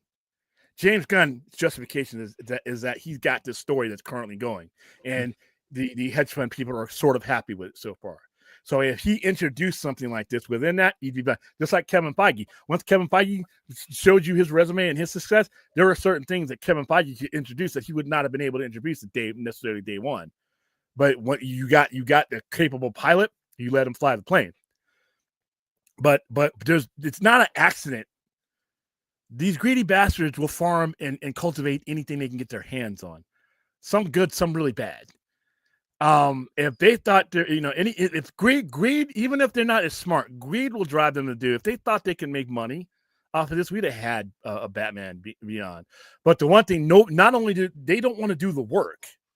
Nobody wants to do the work. They just want to throw Batman Beyond. And then when it fails, they'll be like, well, this isn't going to fair chance. No. You threw it out there to a bunch of people who know Batman as Bruce Wayne, and they didn't go for it. Why do that? If you want it to be successful, let's make it. Let's get people to accept a Batman, not a build-up, but to accept a Batman that is not Bruce Wayne. Once you've done that, and it can be done, then you have a shot. But if you just try to be like, hey, where's this? I'll go see it. Be there for day one. Yeah. We'll be seeing a little bit of Avatar talk here. Yeah, I remember seeing somebody else. I think it might have been that Darren Mooney fellow, which he's pretty. I follow his work a lot. He talked about the thing about Avatar is like Avatar fans is like periodically it's like the next movie comes up, it's a big phenomenon. The people the core audience goes back into hibernation. The next one comes out, but there's no infighting. There's no controversy. There's no tangential bullshit. It's just like, oh, the next Avatar came out, makes a shit ton of money, and then we go into stasis till the next one does that. And actually, on that note, let me because Aaron shared this with me the other day. I thought this would be kind of interesting to share. Probably into Gemini season 2049 with our crazy man. I'm not totally. To me, Jimmy Olsen's part of the Superman story. You're not going to show some shit that we're going to get. Okay. No. So this is Cameron talking about James Cameron says Netflix films shouldn't qualify for the Oscars. The Oscars mean nothing to me. If they don't meet theatrical, Netflix should be allowed to compete if they put a movie out for a meaningful release in 2,000 theaters for a month. And by the way, this isn't like in that. Okay, say that again, because I don't agree with. If they meet the minimum requirements, then they should be up. And this isn't part of that quote right there, but as far as like in the interview itself, he also he's not in Netflix's corner for the being like the winners of this merger. No, nobody is. Nobody. It's just a bunch of bad contestants, to be honest with you. But as far as like that part where he doesn't say that, read that part again because you read it really fast. The Oscars, this is his quote about Netflix movies qualifying for the Oscars. The Oscars mean nothing to me if they don't meet theatrical. Netflix should be allowed to compete if they put the movie out for a meaningful release in 2,000 theaters for a month. If that's not the rules, because that's not the current rules. Now, if the county wants to change the rules and they don't want to meet that criteria, then I understand. Well, they don't even watch the movies anyway because it's like what the hell? As we talked about here recently, they don't even watch the movies they're voting for anyway. So yeah. But as far as these guys, a lot of these guys don't want they don't want the streamers involved in movies. But if they meet the criteria, now what he's talking about is changing. Something's wrong with my fucking screen. It's driving me crazy. If he's talking about changing the criteria after the fact, that's not fair. Now, if they establish, okay, you have to get, and then Netflix now has a decision to be like, okay, we'll want to keep our shit in the 30 days. I don't see why they would, does an Oscar mean? I know the Oscar means a lot to the mainline studios, but does it mean as much to Netflix? They don't draw their revenue, their customers for them, but they do. They want that prestige too. But you can't have your cake and eat it. So if they're willing to meet the current standard, then fine. But if they're not, then I would agree with it. But by the way, but like I said, when it comes to the Oscars, I just don't get as passionate about the argument when it comes to the Oscars anymore because they don't care. Why should I care? The people who are watching and voting this, they don't care. I've seen the movies that have won Oscars. I watched the movies that won Best Picture, but I watched that and I'm like, if this is what you're going to nominate and win, that's fine. You keep your party. You congratulations, it's your party. I'm not going to tell you how to run your party. I'm just not going to come. I remember the 2020 Oscars. This is when I was at Screen Rant. because that was the first time I was writing for a publication that was doing any kind of like serious kind of coverage about about Oscar winners and whatnot. And I wasn't doing it so much myself, but I mean, like other people working there, were writing about like who's kind of the front runner for this, who are the contenders, et cetera. And they and then Parasite was the one that won for, and I mean it's no disrespect. And I like that director. That director is one of the coolest. Again, no disrespect to the makers of it, but it's like I became aware of that movie's existence by it getting nominated for Oscars. And I didn't think it was the best movie of the year. We went through year by year, by the way, a couple of months back, and when I read the list, I'm like, that's that way. And I saw Parasite. I didn't, and I like that director. He's done good stuff, but I didn't think that was the best movie theater. Will adults make The Last Ronin a profit in theaters, or will kids buy tickets to the? Okay, so two things there. Two, they don't need to be spending too much on it. You spend what you think you can make back on that. Two, you also have to realize though the name recognition of the turtles themselves, because it is a turtle storyline. Like I said, this is where they got to do with the guys who were before this, did the market research and came to a yes. Is there enough of an audience of the median age that is familiar with this IP that they think they can cultivate into viewers? And their answer was yes. So that's not my opinion. Their answer was yes. So I think you would do quite well. Now, with any of these movies, you need to control your spending and not go completely crazy, because sometimes you can take failure out of a success if you spend so much on a movie and it makes good money, but you spent so much, your profit margin is bad, and people get all sour over that. So.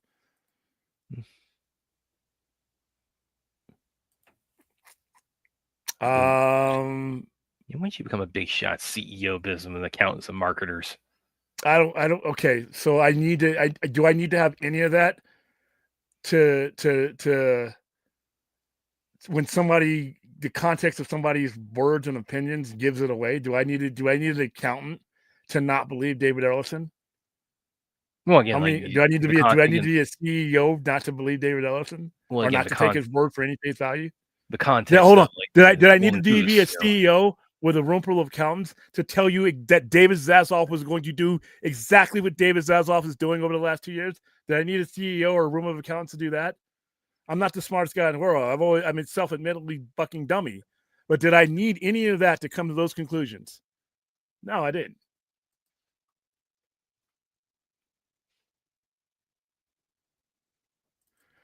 Could you do absolute DC universe or move without building up to it? You could, because of the IPs you're dealing with.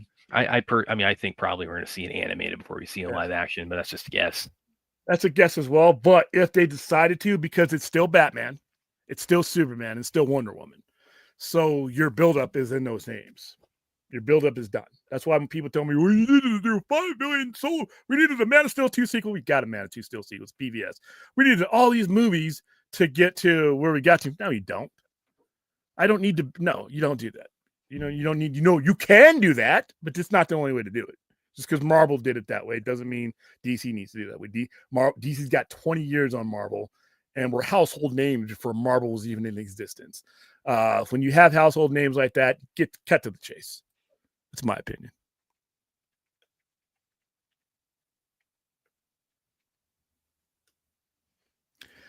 My reaction: Ninja Turtles doesn't need to be dark. I like the cowabunga eating Tito's. Adults can still like the version and continue to make that stuff.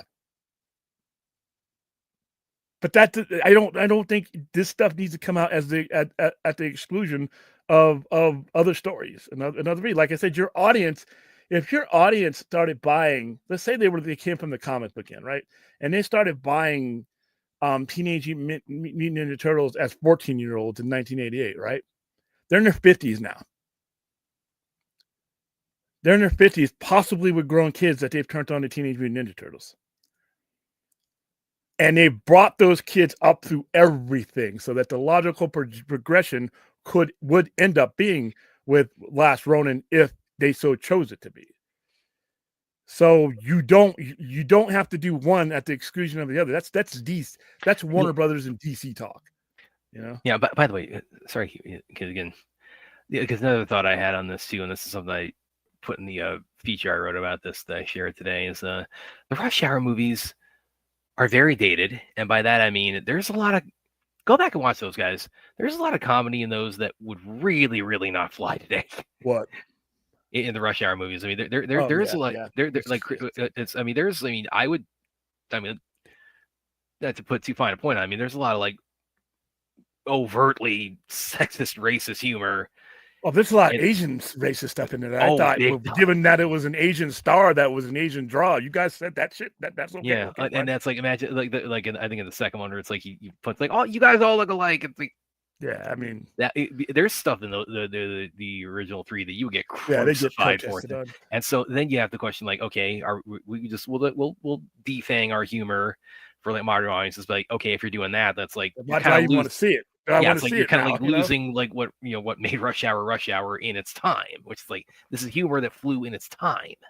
Time and place, not- people. yeah. The Goofy Turtles are cool, but knowing about the last run, and it would be nice to see them as less as pushovers. Like I said, we can have fluff turtles. Keep making it. Keep making it. Don't stop making it on my account just because it doesn't work for me. You have an audience there, but understand that your audience is much broader than you think, and there is numbers to show that. That's all. PG-13 rewards. Oscars intro. Mute Mayhem is great. I actually thought Mute Mayhem was pretty good, to be honest with you. Wasn't great for me, but it was, you could feel them being drawn towards the original text. That's all. You know,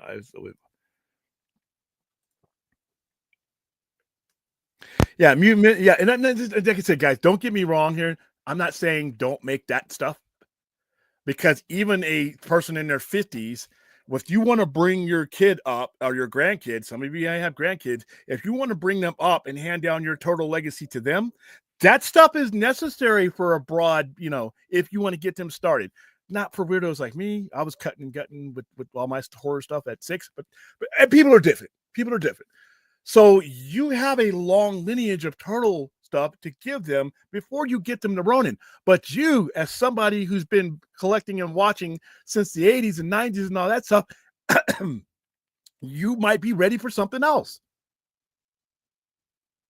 There's a lot of people that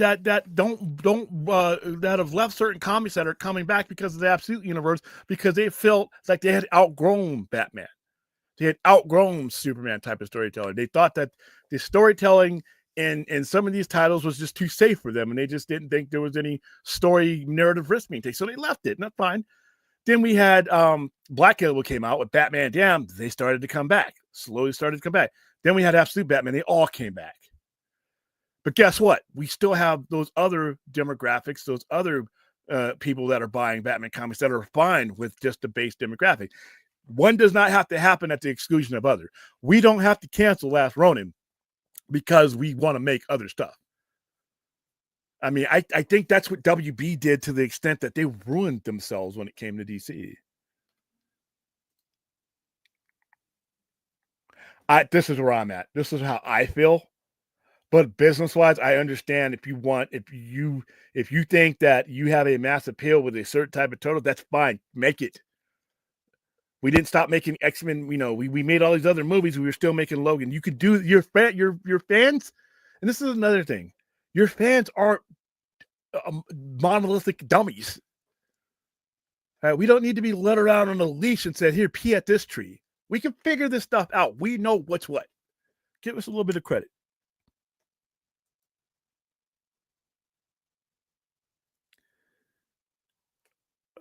Brad, when streaming the first Rush Hour, a warning pops up saying this film was not for WWE. Yeah, that is true. There's a lot of movies on there that did. Because I can go back. you can't. And watch what does it say on Soul Man? Soul Man's got to have like a whole paragraph. I can go, or another one. I if they haven't done this for Blazing Saddles yet, I can't imagine that's not coming. Or like a warning label. Yeah, guys, go back and watch the original Rush Hour movies. It's like, look, when he's talking to, do you understand the words? That's racist right there. That's not. I mean, but it's Rice-A-Roni. It was funny then, just like Eddie Murphy. Eddie Murphy, dude, watch 48 Hours. You want to watch some shit that wouldn't fly today? Watch 48 Hours. The bar scene. And that's kind of the paradox about like Rush Hour. It's like these days is like it's it would get you killed for telling those kind of jokes these days, or at least fired. Yeah, Um, but it's like if you want to like have like a movie night with like younger audiences and do like just like to really hit them with like a lot of shock you gotta value. pause. You gotta pause and say, listen, this is all right. Azteca. That's why the 1990 live action Teenage Mutant Ninja Turtles was the movie's the best. It's the closest to the original comics you can get. There's a little see, I hated that animated series. I truly hated that animated series. Not just because of the animation, because once again, I went from something that was inspired by some of the some of the gruesome high leverage stuff that was happening in Daredevil, where Frank Miller did not let he didn't hold back. And then and I saw that transfer over to the original Turtles, and they didn't hold back. And then I see this cartoon, and I'm like, I can't do this. But I understood. I never cursed the cartoon as far as that goes, as far as anybody else liking it, because I understood that back in the 80s, it was really, really hard to go from an indie comic to go from an independent press to where they went with that. The Crow and the Mask, I mean, even the Mask, because by the mid 90s, the Mask was a major imprint. They weren't DC or Marvel, but they were big. What was they were, yeah. So I was okay. They were nice guys. I met them at Comic-Con that year. They were great guys. But even still though, even with the cartoon, even with the 90s movie, you read Teenage Mutant Ninja Turtles in the 90s and it's still true to form. We didn't lose that edge because these other things were out there.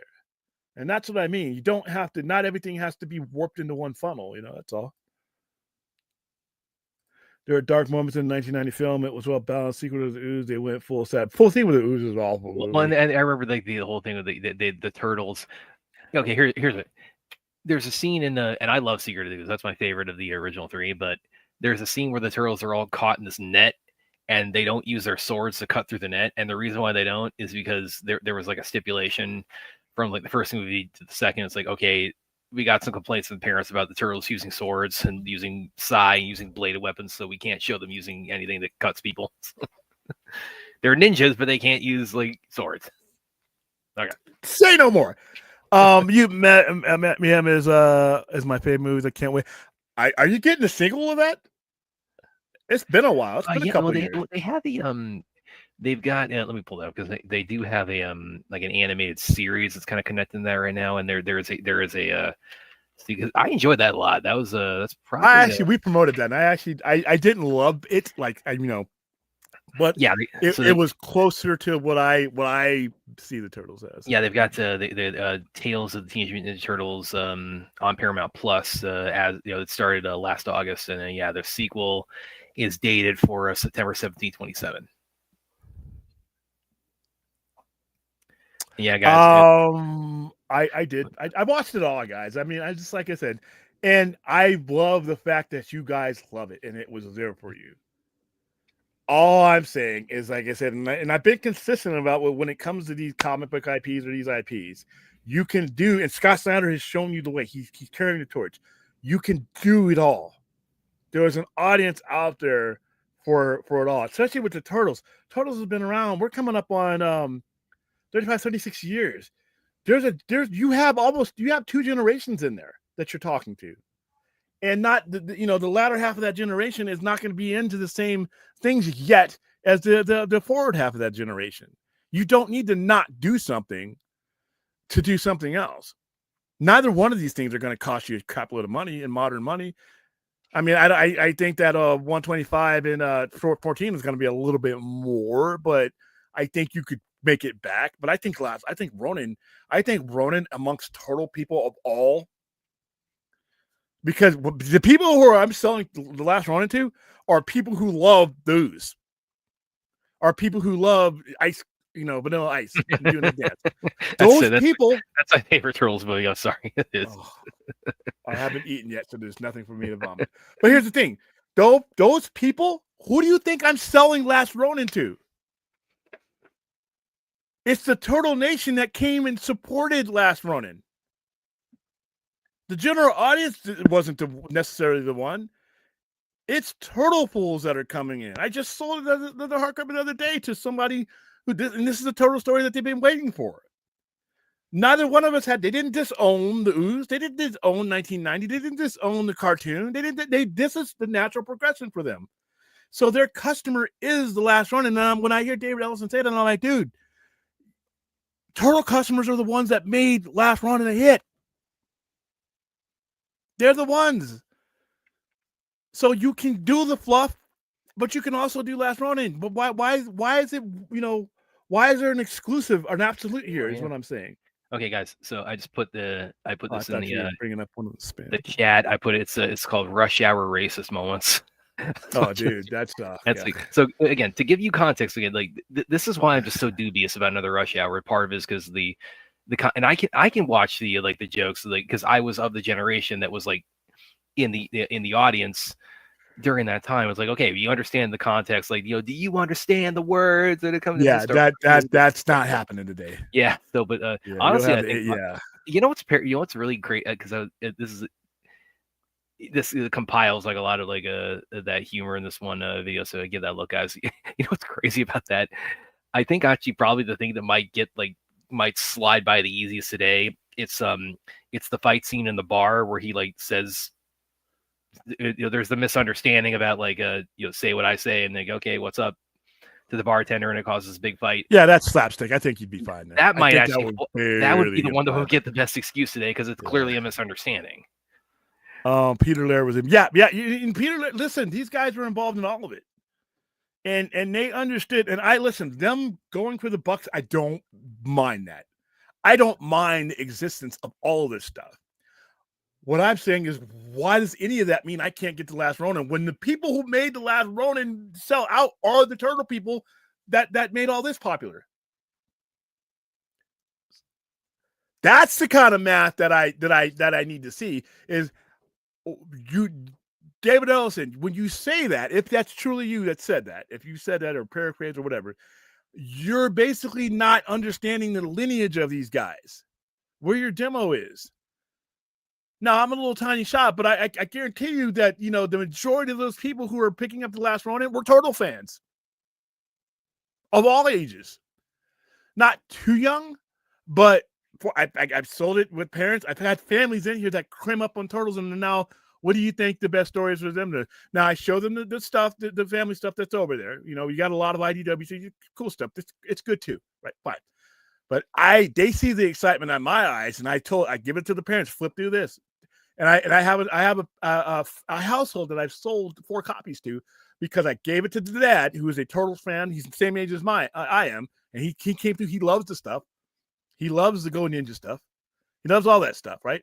He bought it and came back and bought copies for his family and his kids. These are Turtle fans.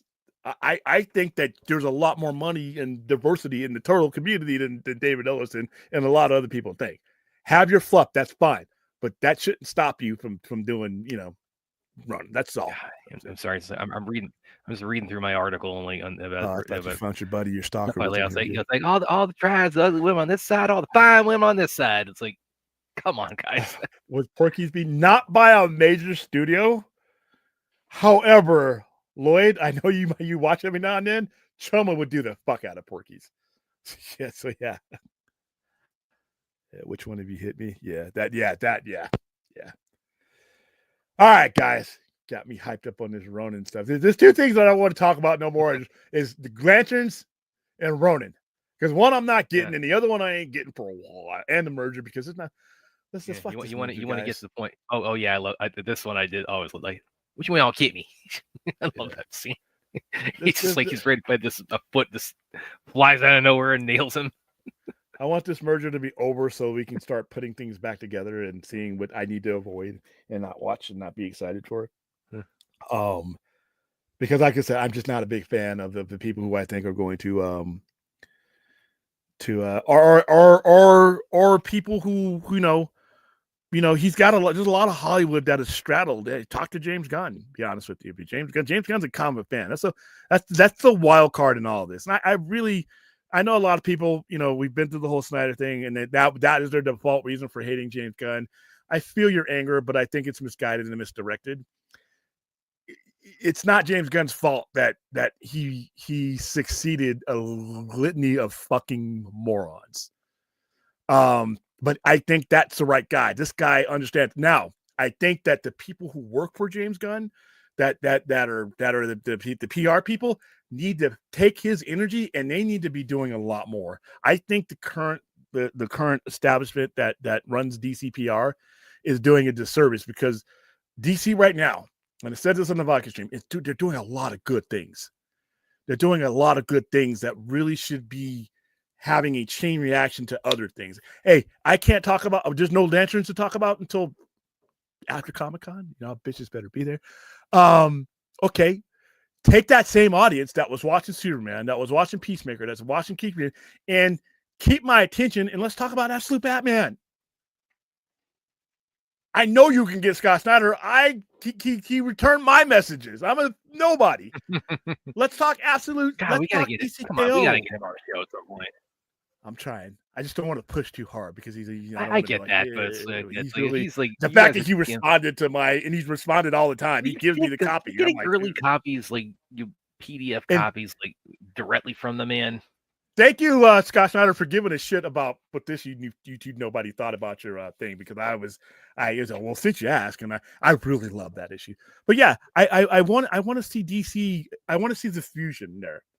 And I think when I'm talking to other YouTubers and they don't get it sometimes, and I'm on there to say, what do you want them to do? They're doing everything. No, they're not.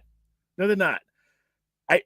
When I'm at the store, I have the brand behind me. I have a DC comic. I put up comment. I put up the screen, the logo, the DC logo, everything in the logo, not just the movies. I'm not just here for the movies. I'm here for DC. Give that house. There's something going on in DC right now for every member of a nuclear family or any other family. There's something for mom. There's something for dad. There's something for the kids going on right now. There's enough in your library. And when we don't have something going on, you need to be shepherding them to something else. Oh, we ain't talking about Lanterns or Supergirl yet, until we get a trailer. Okay. Let's talk about, Green Lantern. There's a lot of things, and they got the people to do it. Coy Landro, you could have gotten a better guy. The only guy you could have gotten better would be Kevin Smith. But as far as like the actual comic book side and everything else, they got the guy. Now they have the show. That show needs to be weekly. And we need to be taking these people that are, Superman was a success. Okay, let's talk about what's going on in Absolute Superman. Let's talk about what's going on with DC. Dude, they had a wrestling event, a major wrestling event with the DC logo on the ring. Full Gear was brought to you by DC Comics. And they did some cross promotion, but I'm like, I'm seeing DC on TV right now. You should be using that. I mean, I just think they should be more creative. I mean, James Gunn can't do it all. He's running a studio, but there should be somebody in there that's like, let's keep this momentum going. I want you to buy. We get people talking on YouTube about DCU and all that. Those are the movies. And I've always said, if the whole of DC is not successful, it doesn't matter if one portion of it is. You need to keep that momentum going like a nuclear engine, man. Something's always going on. Right now, I can tell there's something going on in DC at every quadrant. And if it's not the movies, it's the paper and the staples. And if we're not talking about that, we're talking about shows. We can even bring up, you know what? I got an entire library. I'm going to give you an example of how unbiased I am about this when it comes to them keeping the wheel going. You don't have anything to talk about? Talk Smallville. Right? I'm not watching it. But Smallville, whether I like it or not, is DC. It's DC. And you got this thing called HBO Max, and you got these channels with, guess what's in there? I don't like it. I think Smallville's an absolute waste of time for the most part. But guess what? It's not up to me. Well, my opinion should not be what tells you. You look at the numbers of people who still go. There's Smallville convention. If you got a convention going, you're doing well enough. Okay, let's talk Smallville for a little bit. Let's talk flat. Let's talk somebody. Let's talk. Dude, they did not anywhere near pierce the veil of what they could have been doing with Superman and Lois. Yeah, especially that last season. They did not do as much. Yeah, they really could have. Because they had this mentality. Well, we want you focusing on this and not that. No, I want you focusing on DC. Stop that shit. Scott Snyder should be like have a fucking throne on DC. Yeah. Weekly. And you know what else they definitely need to be bringing up is Absolute Tra. I try to give you guys a serious show or a credible show to talk about, and you go with the bullshit. But that's what I think should be happening in DC. DC is doing a lot of good things right now. They're doing a lot of good things right now. I see it. But the average person is only paying attention right now when you got a movie or a show happening. Fuck that. After Peacemaker, even if it's Checkmate's a loser title, but guess what? You bought it up. There's comics out there. Let's start talking about that. Let's start talking about Darkseid. Let's start talking about talking about all this stuff and bringing in. And as we get closer to these shows and movies, we start talking about that. But we don't start talking about video games. We don't start talking about the toys. We don't start talking about the graphic novels. And Scott Snyder is giving you enough to talk for an hour. In fact, I'm contemplating creating a show where we just talk about absolute DC. Yeah. Hey, I'm down, man. Because that is, when it comes to comics, that's what's got my attention right now, more so than anything else. Absolute DC. Scott Snyder, you paid some bills for me, son. I'm not shitting. What you've done for DC has literally paid a power bill or a phone bill or two. Williams League is financially benefited very much so from Absolute DC. And he's the right guy. They got the right guy in all of these places now. They got James Gunn. Forget about the stuff that preceded. And let's be fair about what James Gunn is and what he can do and what he did. You got a comic book nerd making comic book movies. You got Scott Snyder with like a quarter of all things being printed for DC now involved in that, and it's doing well. Nobody can tell me. People say, "Well, it's the variants," and it's papers and staples being sold for money. When you get now, you're like your 9th printing of the issue 1, and you got a 15th issue that's going to outsell that. We're doing something right. Well, well, I think this idea. Yeah, every time I get one of these damn cartoons on there, I put it on there. That one I put on my profile. I love that. And that didn't cost. That guy's not a billionaire. Yeah, that's not going to cost a lot of money. That's not like officially sanctioned. That's that's some dude. Some dude did that.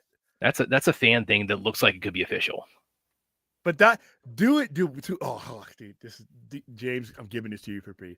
We just talked about Liquid Television a few weeks back. There needs to be a Liquid Television version of DC shit. And Absolute Batman needs to be part of it, where we have different forms of short form animation, 5-10 minute parts of it. So one of them's Absolute Batman, and then one of them's a different type of format of another character. And then we could do as we do back, kind of like the Max was. And you air it. Guess this is one thing that drives me crazy when it comes to Warner Brothers Discovery and DC. You have TBS, TNT, and you have the demographic, there's a lot of wrestling demographic. I know you guys make fun of us, but there was a big crossover with wrestling demographic. I can tell you that there's a big crossover to demographics. Dude, be showing it on there, be showing it on just 5-minute clips and things like that, and then have it be a 10-minute cartoon, but only give them 5 minutes on an intermission of AEW Dynamite, and then have the QR code so they scan it and go see the rest. And guess what? Once you watch that, guess what I'm doing? I'm leading you to everything else. If you scan a Superman one, everything on HBO Max and my library is going to come up, chase your ass everywhere. Want to watch some Smallville? Hey, Superboy, everything, because guess what? You don't know what those people will watch. It's there. Aquaman, all this kind of stuff. So I think DC really needs to. They've gotten to the point where they're doing a lot of good things. I would like, as a retailer and as a fan, to see them join it all together. I want you movie fans reading comic books with me. I want you comic book fans excited about the movies. They just need a fusion. It's cooking, yeah. Oh, cooking. Yeah, that's that's a geek, and you got a geek running it, but DC, and I think this merger is fucking things up in that regard. I think not knowing where the company is going to be in a couple of months really, really hurts this. That's why I want it to be over, but it's going to be over with the wrong person running. Well, we'll see if anybody else jumps in. Listen, guys. I don't believe it's going to be anybody, and I haven't seen anything. I hope it is someone else. Okay, I hope it's somebody that's coming in and saying, you know what, fuck it, I'll buy it. Warren Buffett. Amazon, Apple both could do that. Well, Why? and I mean, to be fair, I mean, the Saudi public, I mean, they certainly got a bottomless pit of money to just, we don't care, just here you go. Yeah, but it's just leaning towards these guys, and they're now that they got more money, But again, it's and like, it's just like, again, I'm not being like the expert or anything on like mergers that just looking that up, that kind of surprises, like, oh, because the Saudis, like, they're backing Comcast and Paramount, so it's like if either one of them get it, that's okay. We got some kind of like they've got some kind of financial stake in that, which again I was not aware. Like an investor could plant their flag in like multiple potential buyers like that. yeah, no, they can do that. They can do it. And there's so many. And when you don't have, I'm sorry, but when you have a current administration that's not going to enforce anything, they can do whatever they want. It's unfortunate. That's true. Yeah. I think that Edge films that can't be done today need to be done today. Movie sometimes as well.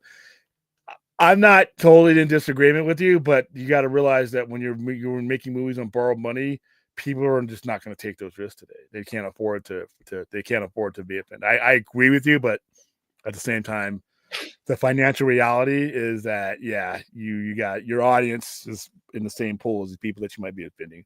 I think people are too sensitive, but it's not my money, so yeah. Like you said, William, one movie isn't enough momentum. Superman 2025 isn't being discussed after theatrical releases, pushing people to make a sequel. Yeah, and that's right. Those things were never designed to be. But yeah, once we stop talking about, once the flames die down from Superman the movie and other things, we should have something queued up for us to be talking about. When that's here's the thing, you have my attention. Keep it. Well, that's kind of the frustrating thing about like Lanterns on because against like we now got this black hole from until when is Supergirl out? That's like June, like July, June. Yeah. June. It's like June, yeah. So we got what, about 7 months? Too much time. I want it now. Okay. I mean, we're probably gonna, it seems like we're probably gonna. I mean, I'm gonna watch it when it comes out, but shit, come on. I mean, it seems like we're probably gonna get a trailer or two for Supergirl, Lanterns, or both, and before the year is out. But again, it's like that can only take. Shit, if it's in like 6 or 7 months, I should be getting that trailer like now. But yeah, and again, even that can only take you so far as when you got like that interim. Yeah, I mean, because the trailers, it'll get you going. But once again, I'm gonna sneak under the set of that show and be like, "Hey, Coy, come here, listen, dude, listen. This is driving me crazy." Yeah, I think this is what from outside this bubble this looks like.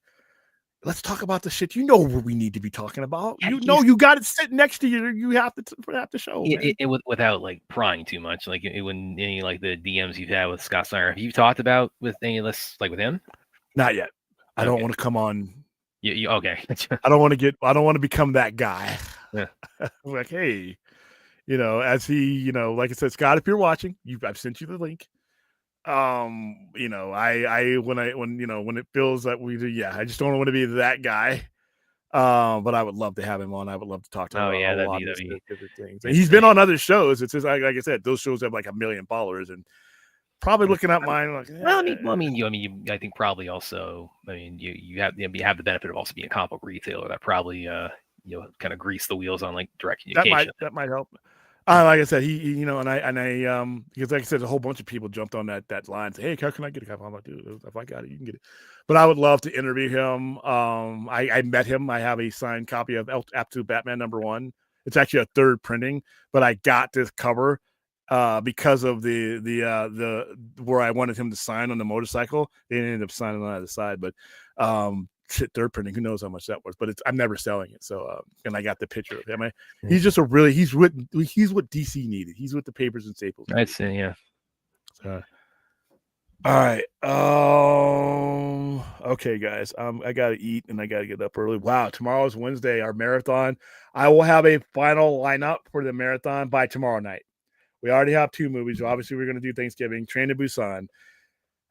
Leave a comment in this stream for things that you guys would like to see me. I know somebody's gonna say Rush Hour today in light of all this. No, we're not gonna do. We're gonna do at least one superhero movie.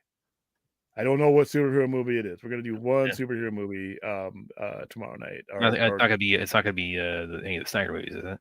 It could be. But it's like we usually do that for like New Year's Eve. So Dude, we got so many. yeah. We got- I'm thinking of Watchmen for Thanksgiving. Maybe yeah. But we'll take a look at it. There's also V for Vendetta. I'm thinking about putting out Oh, there. you know So what? That's like I'm gonna put that. I'm gonna give that my vote actually now. That because okay, we so were just talking about that. It's like that's and perfect. that movie is so underrated. That movie That is a is that's brilliant movie. perfect timing. We were just talking about that for November 5th. It's like, yeah, what the hell? Let's pull the trigger. Always DoorDash. I use DoorDash. My Your Ex is Dread. I can be down for Dread. I love Dread. Not okay for the ones I don't have to sit through. We're all right. Yeah. His best stories. Well, he's had a lot of good story arcs, but Green Lantern 49 when he first appears, and when he's the only Green Lantern, and he's the only Green Lantern for years. I thought that was some of the best stuff that they did with him. I like Yeah, Kyle Rayner because I was really, that I was a was Green really, Lantern I could identify because he was the same age when he became Green Lantern. He was the same age I was when the age that they said he was in. he's So I really could, underrated as a character. I think Kyle Rayner because when I actually started like reading like in like not just like Green Lantern in Justice League comics, like even like actual like Flash, the book Flash or the book Green Lantern. At that time, Wally was Flash and Kyle was Green Lantern. So yeah, that was before the whole rebirth thing, and they brought everybody back. But Kyle Rayner kept that book afloat from 1994 to 2005, 2016. I mean, he saved the book. People don't want to realize it. They were about to cancel Green Lantern again.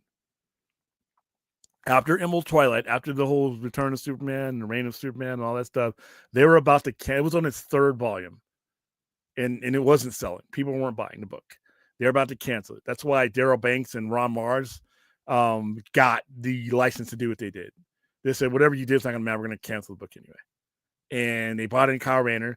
They took out Hal Jordan, and they stuck with it. They got death threats over that shit. By the way, death threats over comic books. What the hell? But that was the 90s. And the internet was just a new thing. The AOL chat rooms are just a new thing that was coming around. There was a protest group, GreenLanternCorps.org, it was bringing Hal back, and had a petition. And me and that guy went back and forth for 2 years. And we ended up respecting each other. Because as time went on, he was reading the Kyle Rayner stories are Green Lantern stories. And we got to the point where we needed to remind everybody that there are 3,600 Green Lanterns. The one obviously is 2814, but we've had John Stewart, who wasn't a Green Lantern at the time, but we've had other Green Lanterns. And I thought what Kyle Rayner's stories did, he brought the focus back on the mythos that was the Green Lanterns. It wasn't all about Hal Jordan. It could be at times, but it wasn't. And we went 10 years without Hal Jordan. And it was some of the best storytelling that they ever did. So kudos to Ron Mars and Daryl Banks and DC. Can't believe I'm saying this, DC, for sticking behind the decision makings of their creators at that time. Because Spider-Man was going through the same thing, and I always tell you, they did not. They blinked. That was Clone Saga. Spider-Man was at the time. There was a design. There was something that was supposed to happen with that Clone Saga. They did it, and when they did it, everybody just came out of the woodwork. And like I said, I'll ask you the same question I was asking the Green Lantern people. Where the fuck were you guys when this book was we couldn't line a birdcage with it? We were giving, they were giving Green Lantern those titles away as charities. That's tax write-offs. Say, hey, comic book thing. Hey, you got anything you want to donate? Here's a stack of this shit. They ain't selling. It's just sitting in my quarter box. Granted, it was the 90s and there was a lot of that, but still, it went from that to something that you could sell. Green Lantern was cool again. Spider-Man was cool again. But old Spider-Man fan, you can't do this. I'm like, well, wait a minute. You left, buddy. You left. We stayed. Now they're writing stories for us. And yeah, you want to come back and shit on our front yard?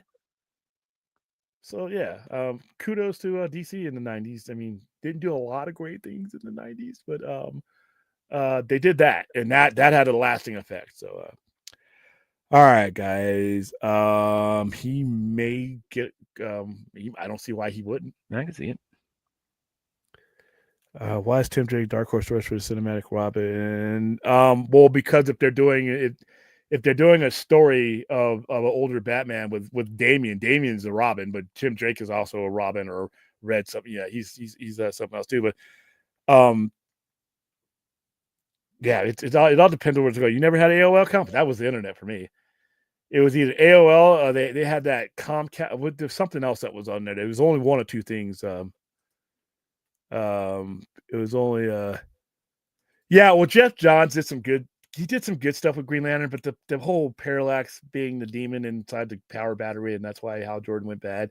I thought that undercut Emerald Twilight, and I was never a big fan of that. So, wow, damn. Okay, that's what we are. It's probably true. All right, guys, that's gonna be it. I gotta eat. And we forgot, I've seen speaking of Aaron, to play her. We'll do it the next one. The next Aaron's a video for Wicked. How long is it? That's like about 6-7 minutes.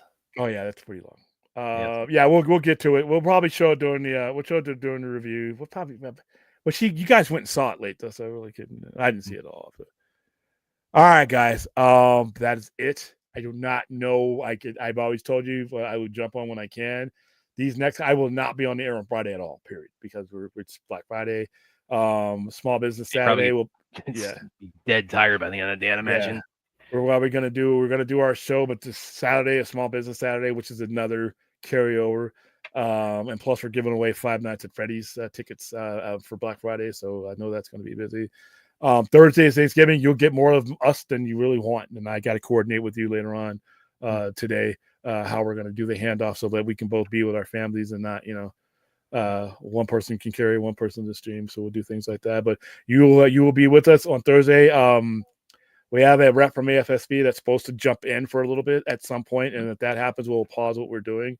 But other than that, that's it. Please like, subscribe. If you're feeling down, if you're feeling out, if you just are not feeling yourself, don't try to self-medicate. Don't try to self-diagnose. Go ahead and get some help.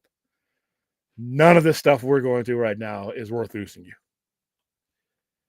And the stuff that you're going through that's not, comic book cape stuff, things like that, there's somebody out there that's gone through it, or someone who has guided people through it enough to where you are not alone. You are literally 3 numbers away from coming out of the other side of this. So 988 Suicide and Crisis Lifeline, or you can text 838-255, or you have a chat 988lifeline.org. These are all the resources.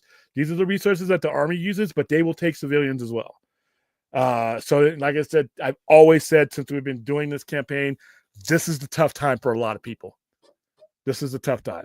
The holidays, especially for those of you who are on social media and you get those memories and reminders of shit. You know what? Sometimes things come up that remind you that you don't have somebody, or that somebody's not there. And you start that thinking, and those wheels start turning in the wrong direction. There you go. Those are the resources. And then again, you also have us in the middle of the night. We'll be honest with you. Statistically, a lot of these thoughts start to dwell. A lot of these things start to happen in the late night, early morning hours. So if the sound of my Cookie Monster voice can guide you to something better, I'm all here for it. That's the best. It's the best thing I can provide you. It's the best thing I can provide you is that. All right, guys. We'll see you Thursday for sure. And have a good Thanksgiving week. Have a good beginning of your holiday. Don't beat the shit out of each other for Black Friday. Don't like they did on the Thanksgiving movie.